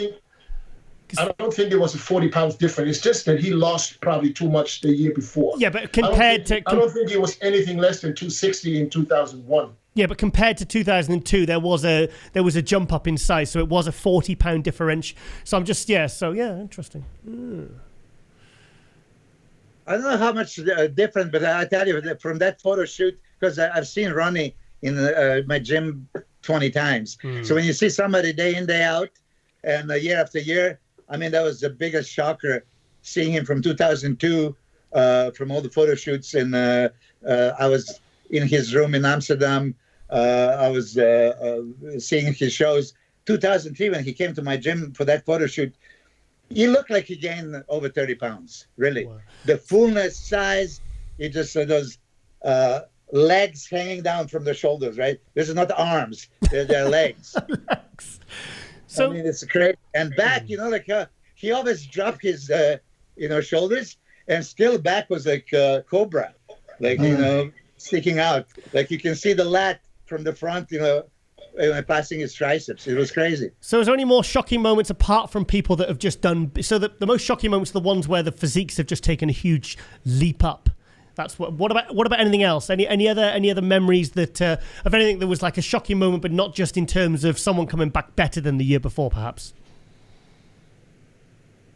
No. I'm sure there's a few, but to think about them right now, you've given us 20 years to work with. That's a lot of stuff. 25. Oh, 25. So even worse. Okay, well, we can move on anyway. Right, okay, then. Who deserved Olympia that didn't win, and why? That kind of goes a little bit back to the best on stage rivalry, which we spoke about. But if we can just finish off with this, who deserved an Olympia that didn't win, and why, from 1995 onwards? So we could just choose one person, or we could choose 5 or 6? You can choose as many as you want. Just give us the reasons why. All right. For me, 95 should have been Kevin. Oof. 96 should have been Sean. Okay. 97 could have been NASA. So did you have Dorian winning any of them? Well, I had no. Listen, he won the years I just mentioned, but it could have been if I would have something to say, I would have probably gave it to Sean in 96. Okay. Just based on the complete package. Yeah, okay? yeah. I mean, I'm not looking at size only, all right? But I'm just not a knock on Dorian because I'm going to all of them. 2001 should have been Jay. Mm-hmm. 2007 should have been Victor Martinez. Oh, I'm glad you mentioned that. I had to. And let me see what else. What other year stands out for me? What about you, Milos? I 100% completely agree with Dennis year by year. 95, however, you see, I'm a big fan of Kevin, and I like his physique the best. But 95 was Dorian's best condition ever. So, I gave, and I said that earlier, I gave Dorian 95 on conditioning alone because it was just outstanding. But I like Kevin's physique better. Okay, if I would just, set better conditioning to beat better balance, aesthetics, and shape, and not in my book. So. What about 99? Ronnie or Flex? Oh, Ronnie all day. Ronnie all day. 99, not 98. No, Ronnie all day. But Flex was too big. And Flex has. Let's put it this way. Flex has better shape than Ronnie, no question. Where does Ronnie beat him? On a width, on a V taper. Not in 99. When he spread those lats, and that's front relax, front lat spread. Back leg spread. I mean, here that's where he was getting points, But I like Flex's shape better. So, especially in that British Grand Prix '99, yes. This is where also Flex had even a little bit more. He was 10 pounds. Milos. Give it to Flex on Milos. For the 1999 Olympia, Flex Wheeler told me he was 246. When he did the British Grand Prix, he put 10 pounds on. He filled out to 256, which was the same body weight that Ronnie Coleman was in that same contest. A contest that you were also in. Listen, Giles, when bodybuilders tell you a weight, you don't have to believe it all the time. Well, he definitely looked bigger than he did the 99. Listen, if somebody says I'm 256, then it's probably 240. Because, nobody has a scale under his arm when they walk on stage and they step on the scale before they get on stage. Dennis, that's speculating and putting a little bit weight on top. Dennis, you're going to be telling me you're not 35 years old next? No, listen, you know what I used to do? I used to make myself lighter. Oh, really? Just for the hell of it. Okay. If I was 260, I said I'm 240. Oh, really? Well, okay.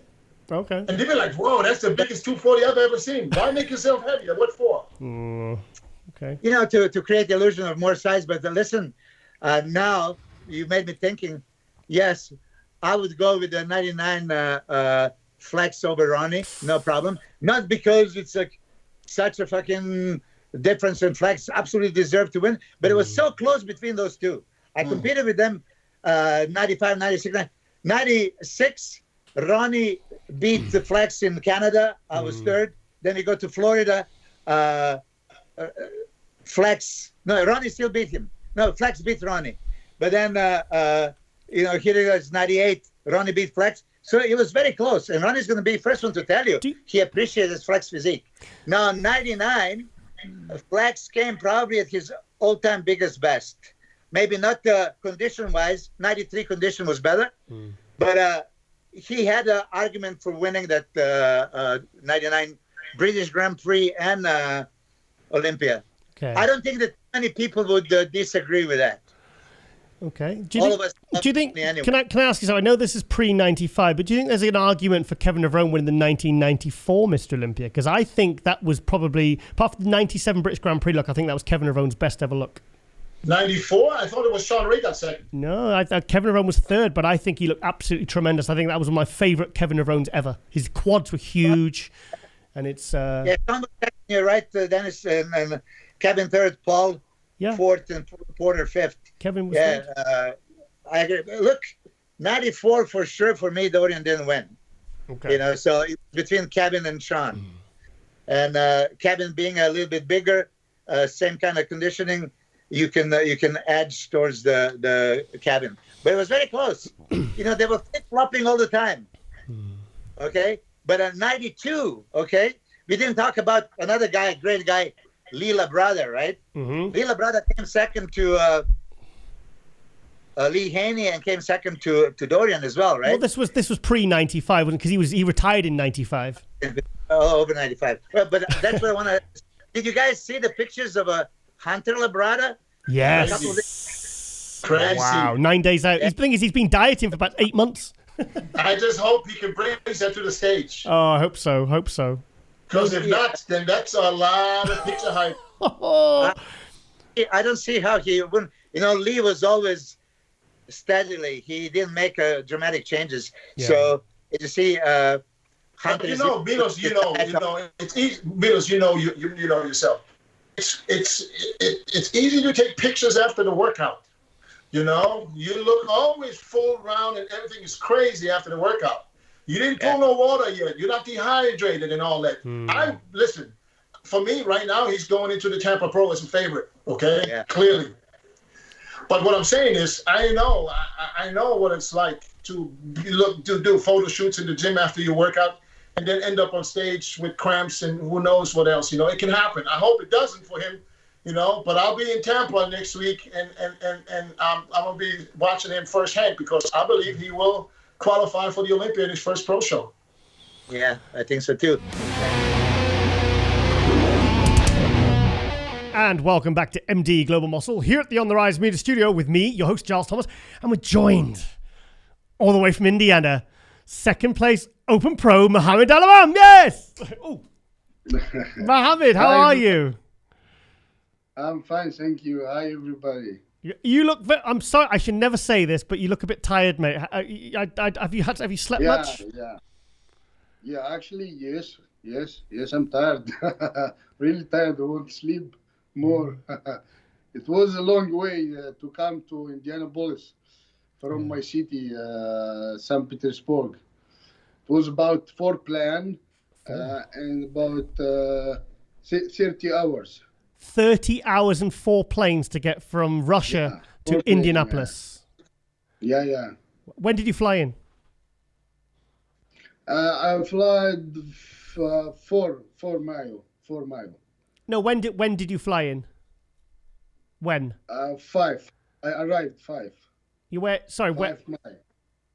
Oh, 5th of May. 5th of May you arrived. So that was at Wednesday. 5th May. Yeah, 5th Right. May. Wow.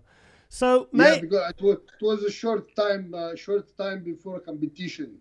Okay. Short time, yeah. Because the COVID there was no too much, tickets. Yeah. Yeah, it was difficult to find good tickets to come early. Yeah. So when do you fly? Well, let's talk about that in a minute. First of all, mate, fantastic job yesterday. You must be very, very happy. Yeah, thank you so much. It was a good day. Yeah, it was a good day. I done well. I'm really satisfied. Yeah. You know. So what have you competed in America before? Yeah, I was in Chicago, bro, last year. Oh, that's right. Yeah, of course. Yeah, and Justin also was in Chicago, bro. Yes. Oh, sorry. Can you see a bit more your head? Just lower down, please. That's right. Yeah. I can't see your eyes on the screen when I see. That's it. Lovely. Thank you. Yeah. So, tell us. You got 3rd at Romania last year. Was it 3rd you got? Yeah. Fourth place. Sorry, 4th place. Yeah, because everyone said you should have been 2nd or 3rd. And when did you start your prep for the Indy Pro? 1.5 months ago. 1.5 months ago. No, actually, all the year I prepare for competition. But if we talk about diet and food and something like this, so 1.5 months. 6-week diet. Yeah, just 6 weeks. Wow. Maybe just 5. I think just 5. Really? That's crazy. And you're in such good condition. Last year or before last year, 2 years ago, I saw that I'm very fast, good condition. After 1 month, I'm ready. Just water go out and they can be in the stage. Because of this, I talked with my trainer and they said I will not make a long time in a diet, and I will make only 1 month or 5 weeks only. I don't need more because more than this, I start to become small. Yeah. So what was your stage weight yesterday compared to what you were at the Romania? Actually, I don't know because this was not. Yeah, but I think that yesterday was 107, 108 kg. I don't know how many. 108 times 2.2. kg, Nick. Kg. Yeah. Kg. You look so much bigger than that. You look about 120. Yeah, I'm always looks bigger than my weight. Yes. Yeah. So how tall are you? I was talking to Ron Harris about this. Are you 5'8"? 174, 175. What's that, Colin? We're gonna figure it out. Yeah. I'm trying to get a feel for your. So, were you happy with how all the preparations went? With traveling and were you okay with the travel? 30-hour flights. That's were you okay with? Did you hold water or anything, or were you feeling good? I was feel good. Yeah, I was feel good. And my body doesn't hold water when I fly long time. I don't know what about other guys. They always talk about this when you fly long fly. So I fly from Moscow to New York. It's 10 hours. Yeah. Yeah. Then I had 10 hours in New York. Then I fly from New York to Atlanta. Then from Atlanta to Annapolis. And before this, I was flying from St. Petersburg to Moscow, then from Moscow to New York. No, I don't know. I didn't feel that my body hold any water. I don't know. Yeah. Would you say this is your best package to date, Mohammed? What? Would you say this is the best look you've brought to the stage?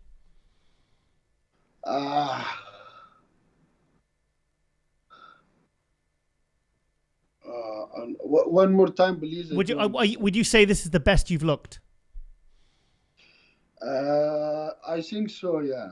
Yeah. I think so. I would like to. I would like to be more bigger in the stage. Mm-hmm. You know, but that's need a time. You know. Yeah. Every year, become bigger. Especially. I work, I have a family, I have too much stress in my job. I think if I have a sponsor with who can help me, mm-hmm. so I think I will. Bodybuilding will be only my job, so I can get better results in a short time. Yeah. I think this is the most polished. Your color was perfect. Your color was beautiful. Your tan was amazing. I thought your conditioning was top to toe. I thought your posing was very good. I think your arms are bigger now. Your arms are definitely better than they were last year. Yeah, but Justin, he was very smart. He always was take a step. Yeah. I did, yeah, Philly. He was waiting until I make a posing, then he take a step to judging. Okay. And my coach, he called me after competition and told me that I had to make the same and make step to judging because that's you looks bigger, when you make step. Smart. Yeah, he's smart. But Justin, good, really good. He also had good condition, deep muscles. Yeah. So and I think his upper body is a little bit more bigger than me.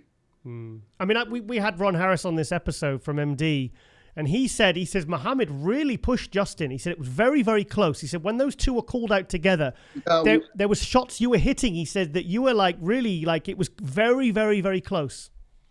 Yeah. I saw some photos. Oh my God, we are really, really close. I think you. So I think my legs from front it was better, and he from and his upper body. From front, it's Peter, and from side and from back, I think we was so close because of this. No, that's good. That's nice. No, that's honestly because your back shots were fantastic. Justin's shots were fantastic. Your quads from the front, definitely, they look perfect. They look fantastic. Especially his stomach. His stomach is. A midsection, it's deep. He have deep midsection, and in all front posing, he doesn't need to show them because they are deep, they are bigger, and that's very good for him. So at what point did you think I'm going to do really well here? When did you think, okay, I'm in the mix? I don't know. I try to do my best all the time. I try to make posing before everybody and stay until we finish all. But I think I need to work more than in about side posing. I think so. I think side posing. I need to make. I need to work. In my biceps, side biceps and side triceps. I think I need to work hard about this two posing. I think the biggest improvements I said was your arms and I think your quads. I think they were both a lot bigger than last year because before your chest and your back and your shoulders are huge, but last year I felt like your arms and your legs needed to be thicker, and they definitely are this year. Yeah, I think now they are deeper and more size. Yes. I this time with my coach, we work about to be in more size in the stage, bigger than any time. And it's, that's about water, how many water you have to lose. It's very difficult, You need to lose some water to be in a good condition. In the same time, you don't lose water from inside muscles. Yes. Because if you lose any water from inside muscles, you become, smaller. You lost this round the muscle, you start losing. Yeah. So what's next for you now then? Are you doing the New York Pro next week, I'm taking it? Yeah, I will be. I will do New York, bro. Yeah. Then I will do California. Oh, fantastic! You're doing Cali as well. Yeah, man. I will do all my best until I be in Olympia. Gotta get you in the Olympia this year, mate. I think Rami said Rami said to me, he says, I don't like being the only Egyptian up there. Yeah. He says, I want some company up there, please. I'll get Mohammed up. I think if I got 6 points from this match and I have already 4 points, so I think now I have a 10 point. Yeah. Yeah, because Romania, obviously, because that was after. So you got 4 points from Romania and 6 points from Indy. I don't know from India. It will be 6 points or it will be how many? I really don't know until yet. I don't know, but if you're going to be doing another couple more shows, I think you'll be very, very high in the point standing. But I think from India, bro, I think I will got 6 points. Okay. For second place. Okay. I think so. Okay. And that's mean I have 10 points now. I think one more competition in the top, and I will be in Mr. Olympia. I think so because there is not too much competition this year. Yeah. So you're excited? You really, really want to go for the Olympia this year? I hope so. No, I will compete until I will be Mr. Olympia. Excellent. Well, there's a show in the there's a show. Oh no, that's such a qualifier for next year. So the Arnold UK has a qualifier before the Olympia, but it's for next year's Olympia. So forget that one. Yeah. Yeah. So what are you doing now? You're obviously going to stay in America for the next few weeks. Where are you staying? How are you training and everything? How are you getting on? Now I'm staying in Indianapolis. Today I will go to the gym. I think 5 or 6 o'clock evening.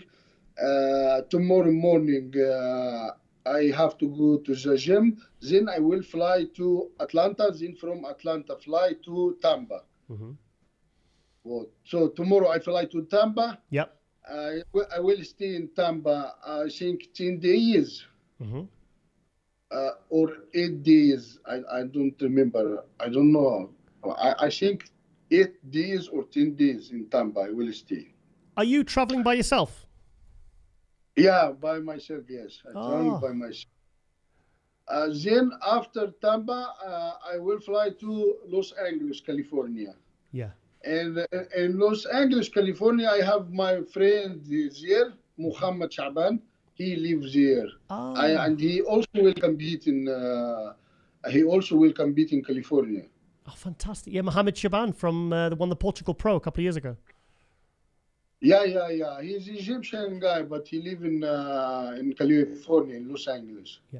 Just, what about the Portugal Pro? Is that an open show? That's an open show as well, isn't it? The Portugal.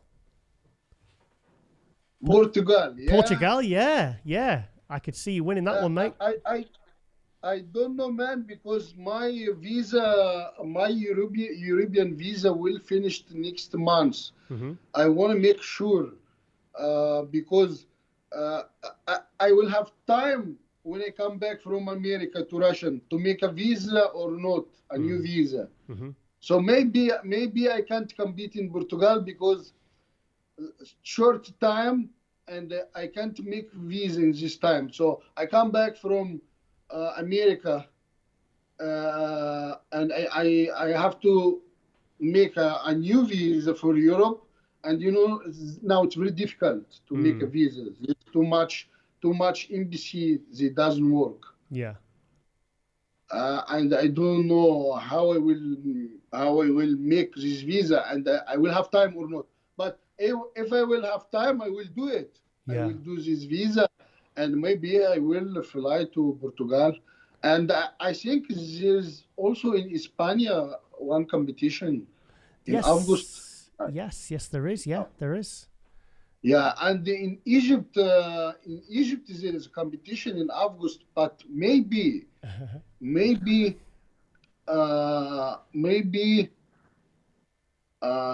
they will not made it because they thinking about this competition in Egypt for Olympia this year or Olympia next year. For next year.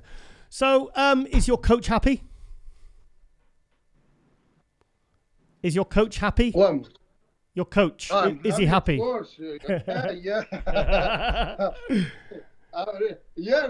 I'm really happy. Yesterday, I'm always go to competition and I want to win, but Justin, he was wow. It's not easy to move him, This guy, I think he compete from 5 years ago in Pro, and that's his first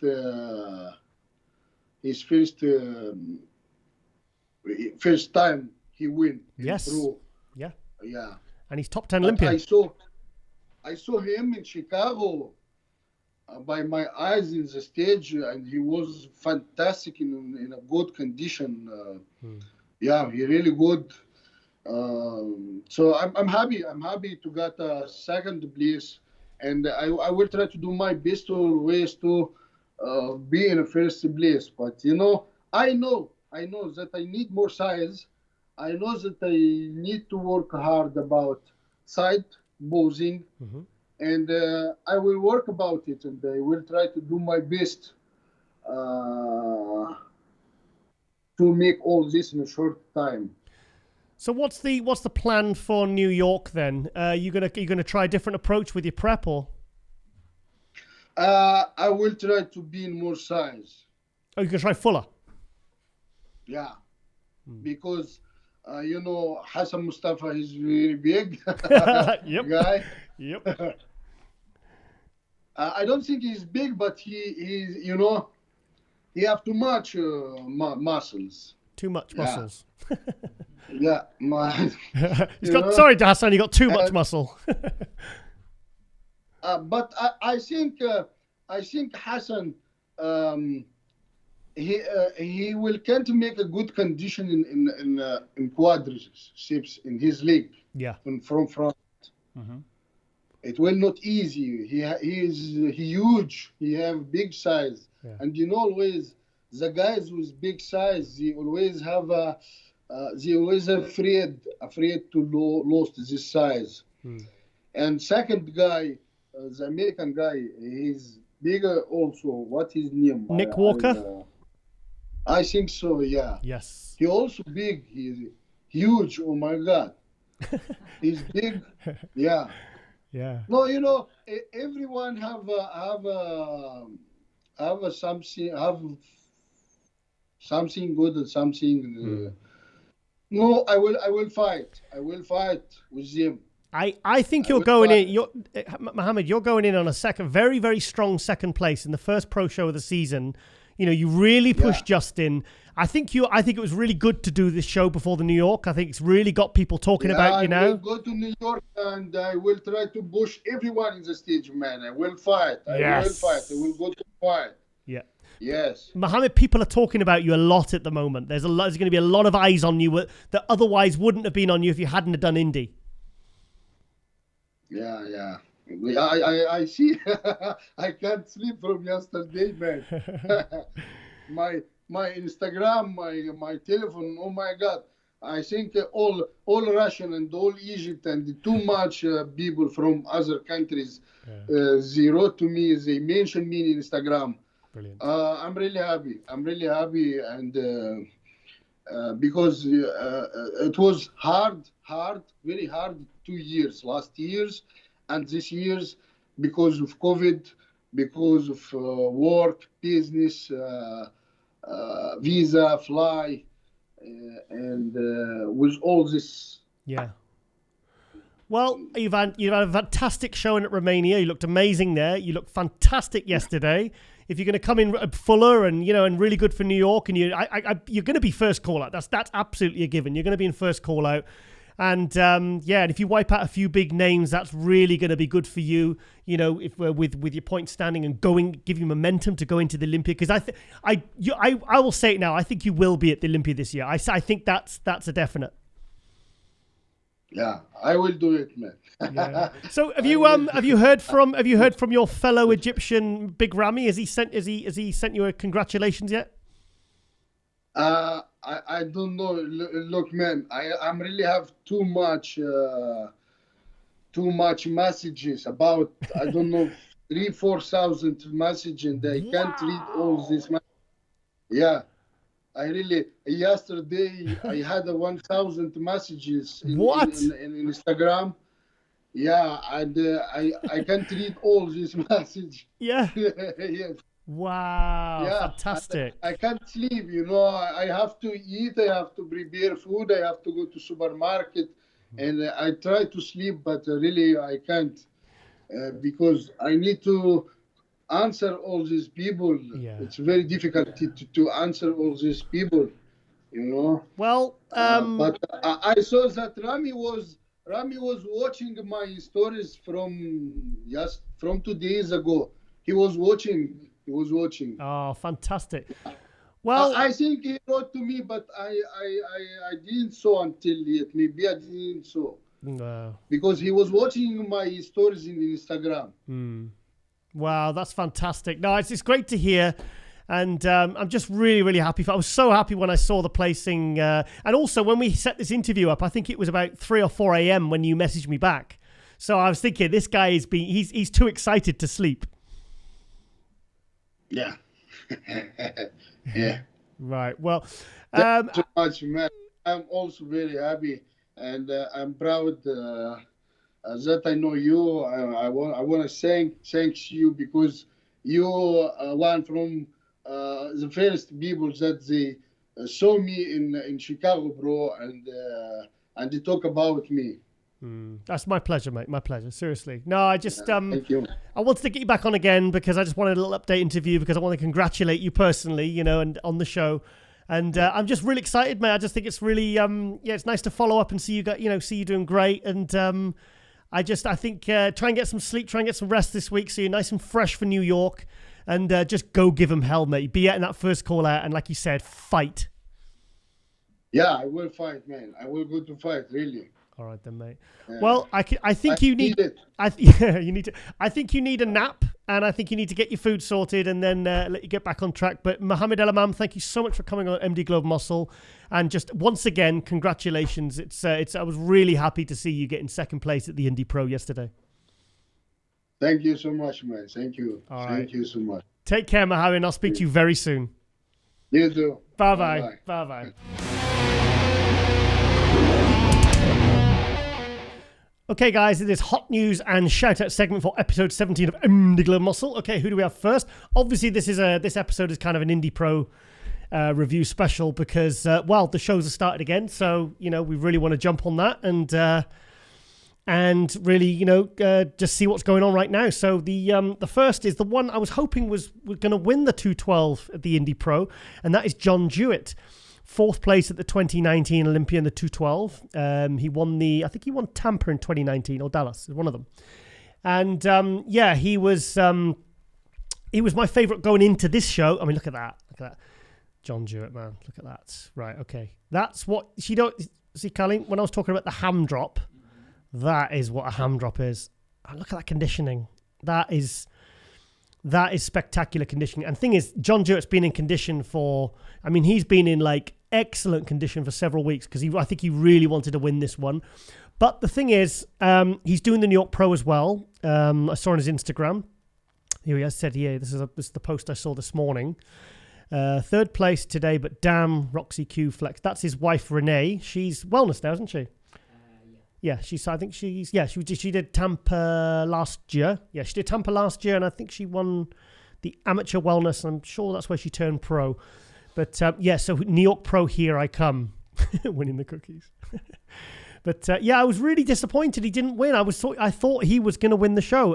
As you can see in this side chest shot, this is from the pre-judging, I think. He is a little bit flat there. I'm not going to lie.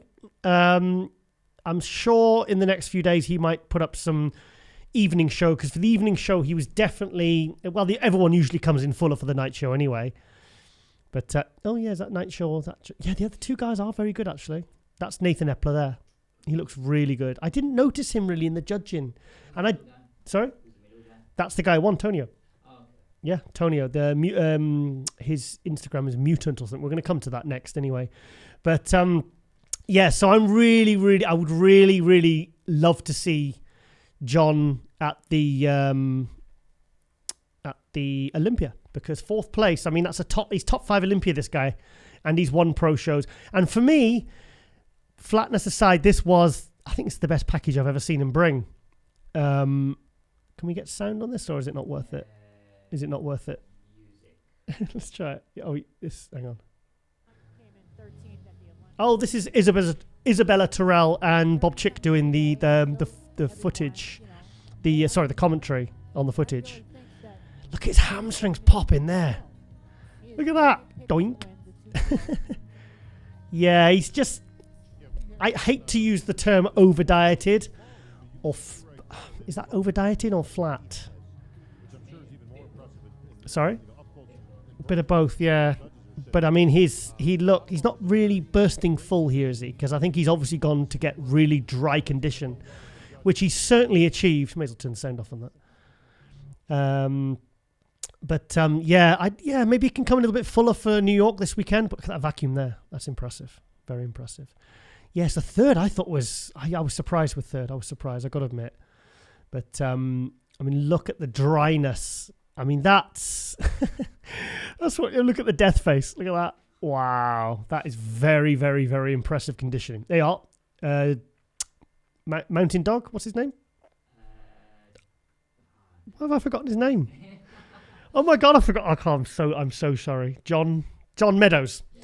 John Meadows, yeah, Mountain Dog. That's going to be hard to beat. 92 likes. Rough Diesel. There's a Terence Ruffin. Yeah, look, I mean, that's, he always looks better without tan.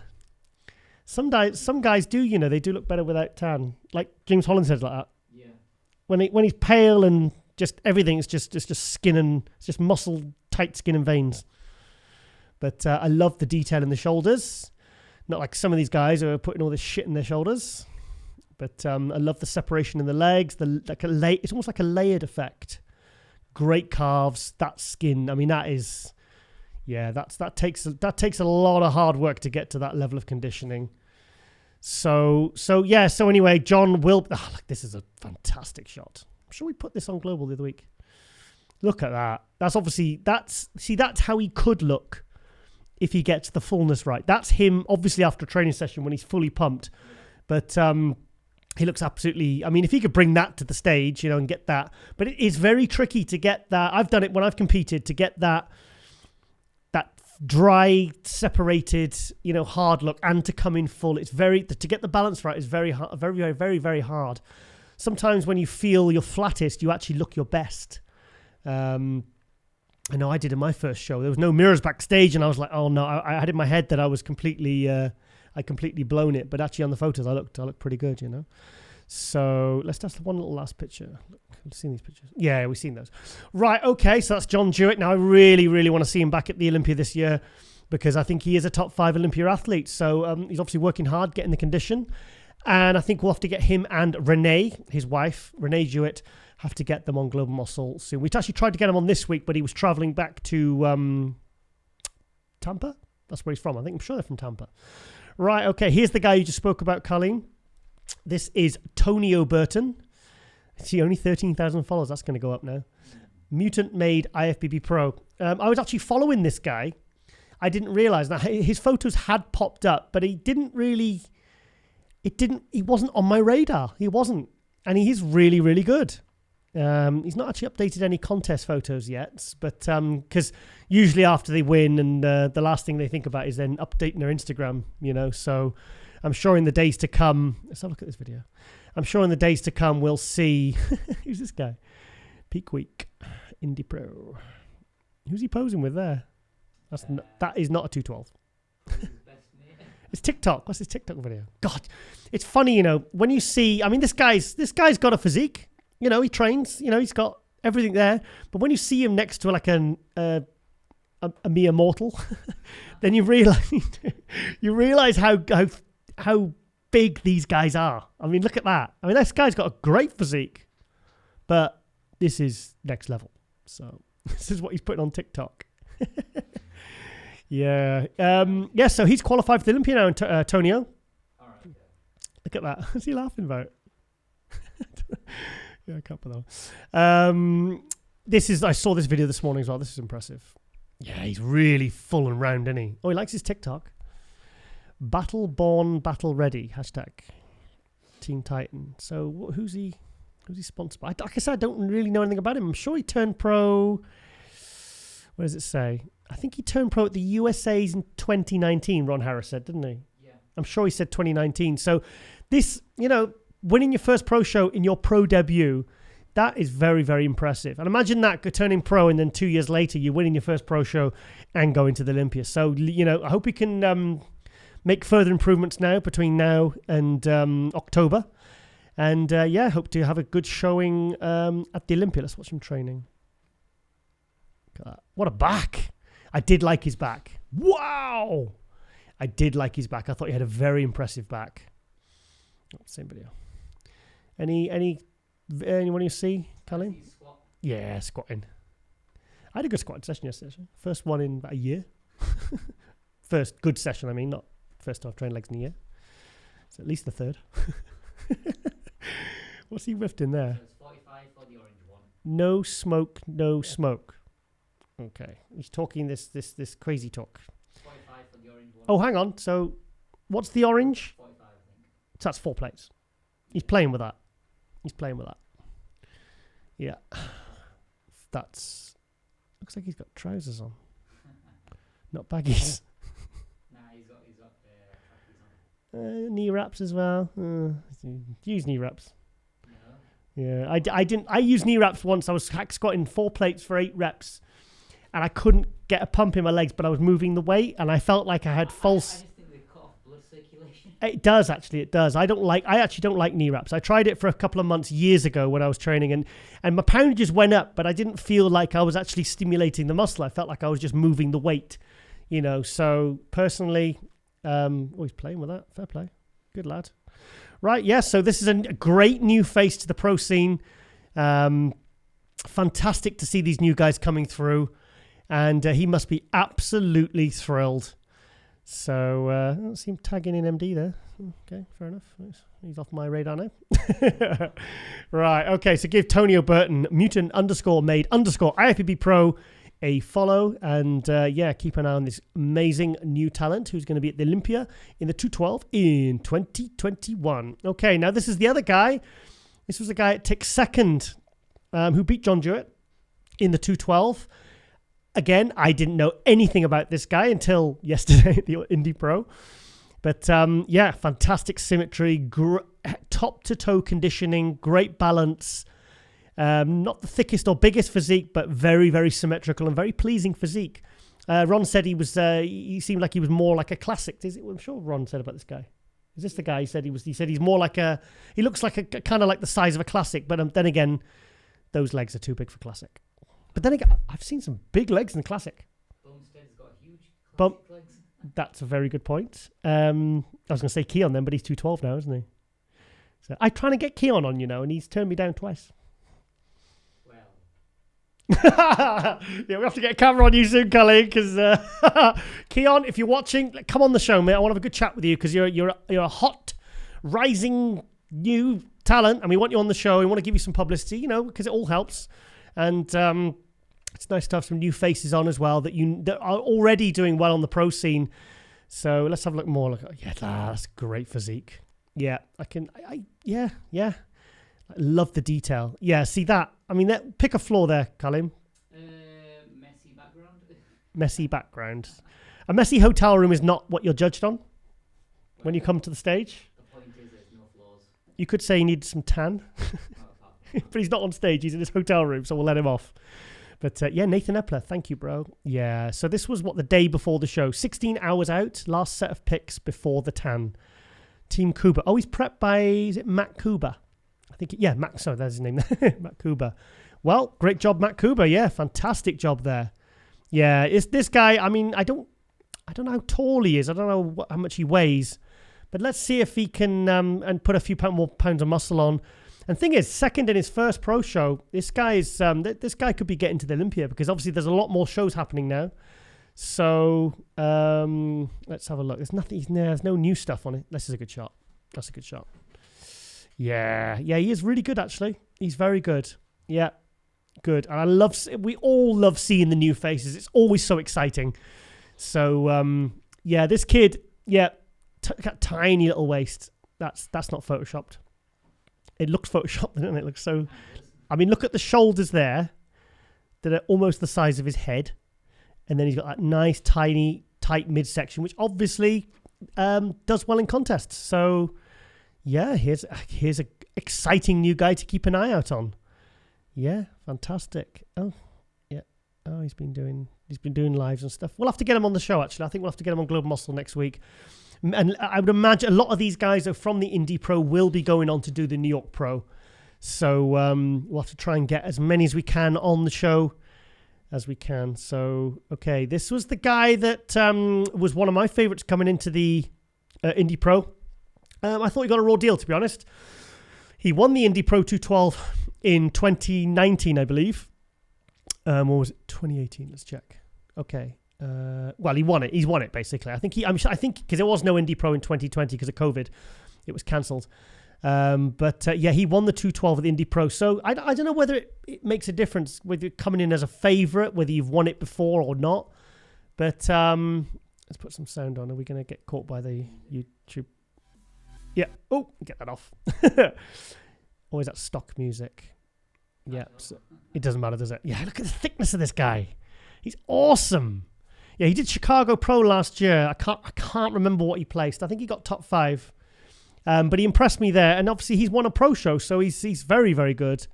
But I wish he'd update some with us. I wish I could get some of the new shots that he did from the Indy Pro yesterday, because his side chest and his side tricep shots completely blew my mind. I've got to be honest. I thought he was absolutely phenomenal.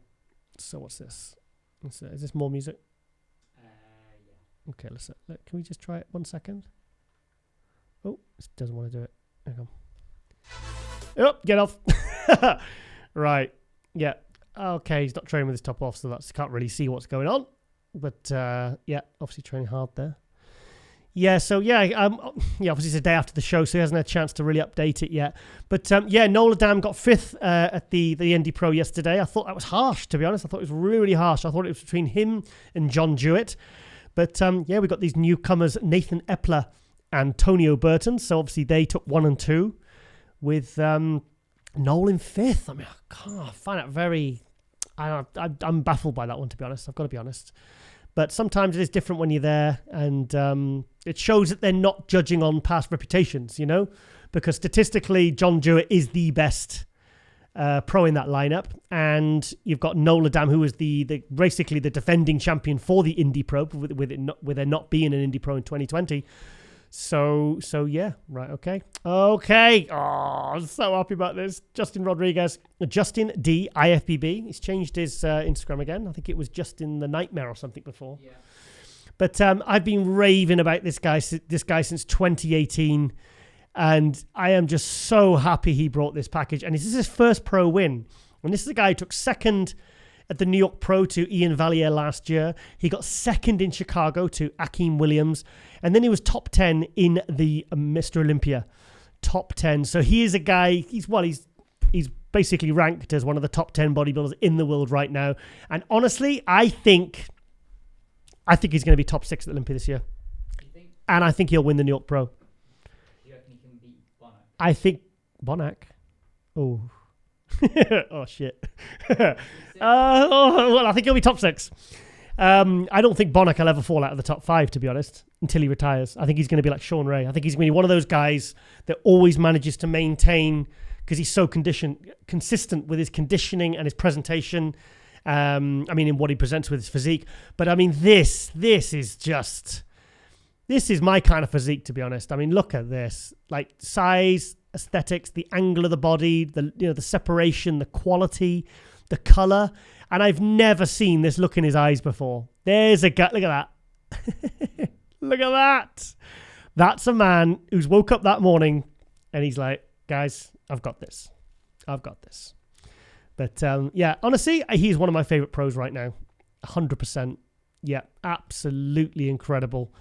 And here he is next to Mohammed Elemam, our guy from Russia, the Egyptian. Yeah, and Ron Harris said it was very close. I think Justin won it clearly, but it's good to see that he was pushed by Mohammed, because he's a new guy that we've never seen compete in America before, I don't think. But see, this right before the show, Justin was not giving much away, and I'll be honest, it made me nervous because switching coaches and not showing much. It's like this. Like, I mean, look at that. I mean, what can you gain from that? What can you take from that? Nothing. This is a guy that really doesn't want anyone to know what's going on, really.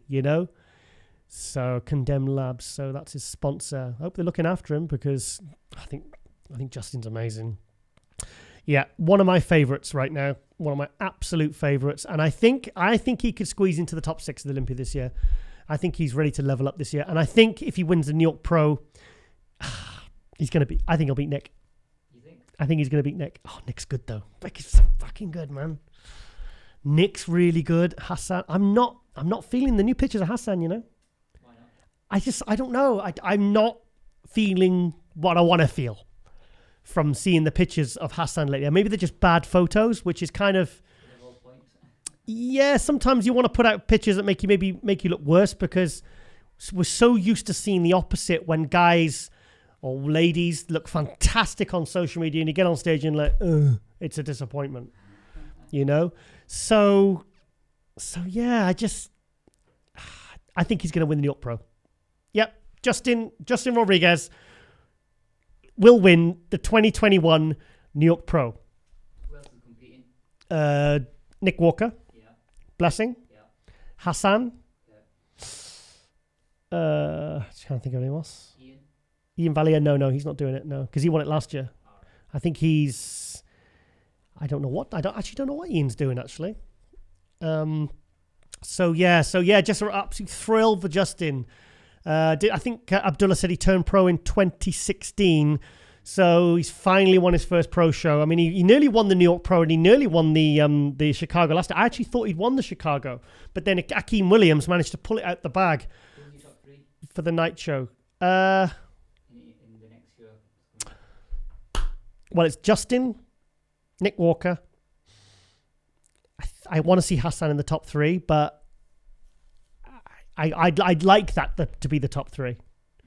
And I'd like to see Blessing bring a fuller package and get top 5. In the New York Pro, as his second pro show, that would be a fantastic result for Blessing. Because judging from the night show at the Indy, Blessing did look a lot better. So I think bringing him in fuller, I think he'll see a much better version of Blessing. Because like I said, he hasn't competed in 4 years. And... a new coach and trying to peak properly but also get the conditioning and it takes a little couple of shows to get the formula right, and maybe the thing is there's probably a lot of expectation on Blessing and a lot of nerves, and sometimes the cortisol and all that they can flatten out very fast, these guys. So maybe now the pressure's off, we can come in to see a better version of Blessing next week at the New York Pro. And also Justin, well, he's coming off a win, so he's going to be very, very confident.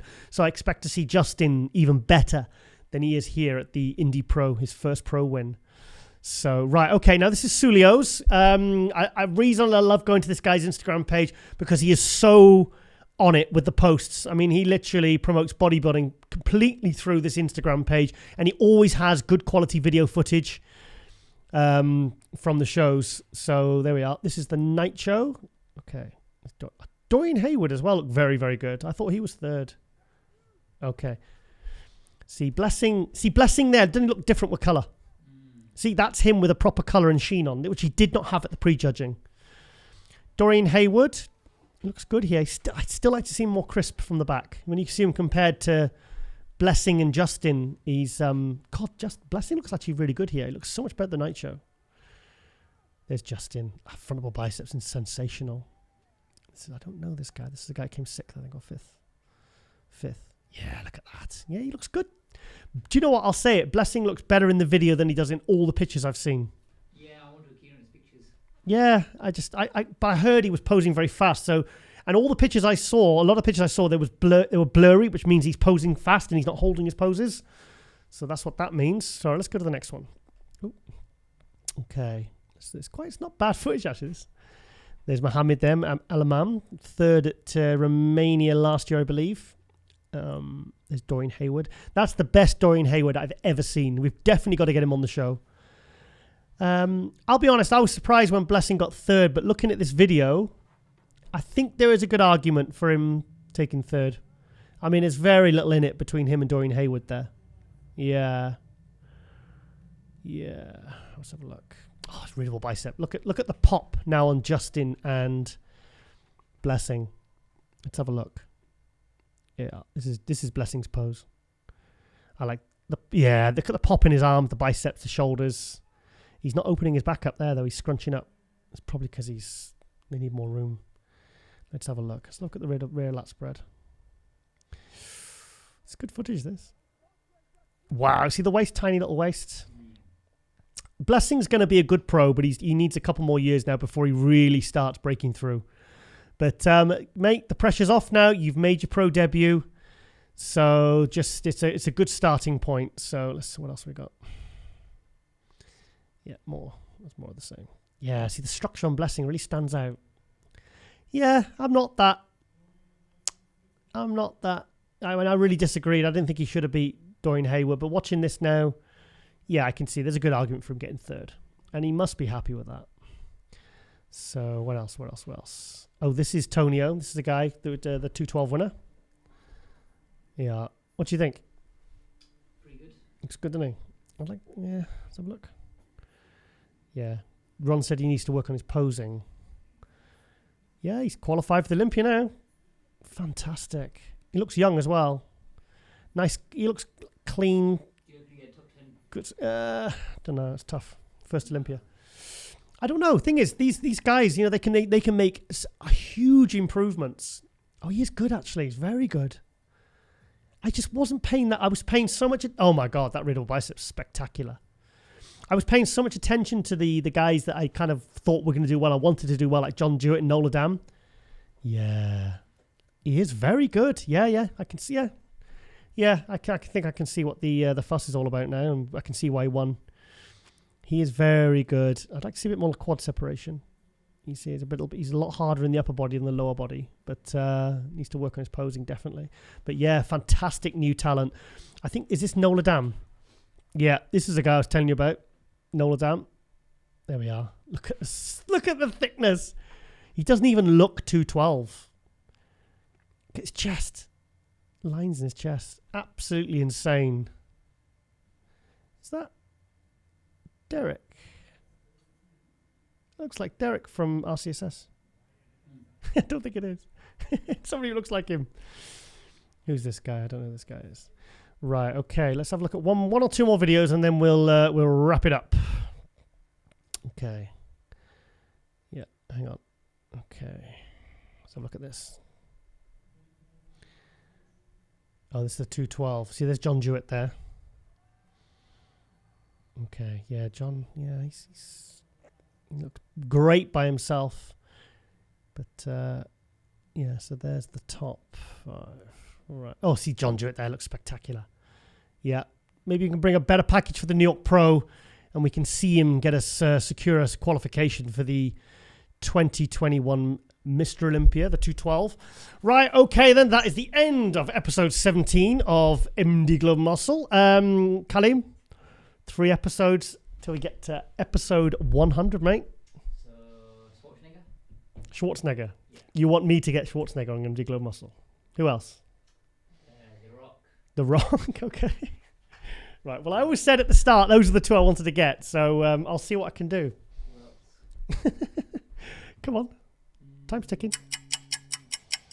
I think we've had everyone, haven't we? Jake would be nice. Who? Jake Wood. Jake Wood. You can get Jake Wood on. Yeah. I'm sure. I'm sure we could get him on and talk about everything. So yeah. Okay then. Right. Okay. 3 episodes till episode 100. Okay, guys. I hope you've enjoyed this Indy Pro review episode. Unfortunately, because the live stream didn't work, we had no live stream footage to review. So that's a shame. But yeah, I hope Dave Bowers doesn't take too much of a hit on that one, because that's a huge one to take in the ribs, that one, the live stream not working. So, but yeah, it was a fantastic show, the Indy Pro. It's great to see all the guys back up there. Lots of new pros making pro debuts, Blessing and Tonio and Nathan Epler, and all these fantastic new faces. But it's kicked off the season. And of course, we will follow this up next week with our coverage of the New York Pro on MD. And we'll do, obviously, a New York Pro special on MD Global Muscle. Okay, guys, thank you for watching. Thank you for supporting. And guys, we are out.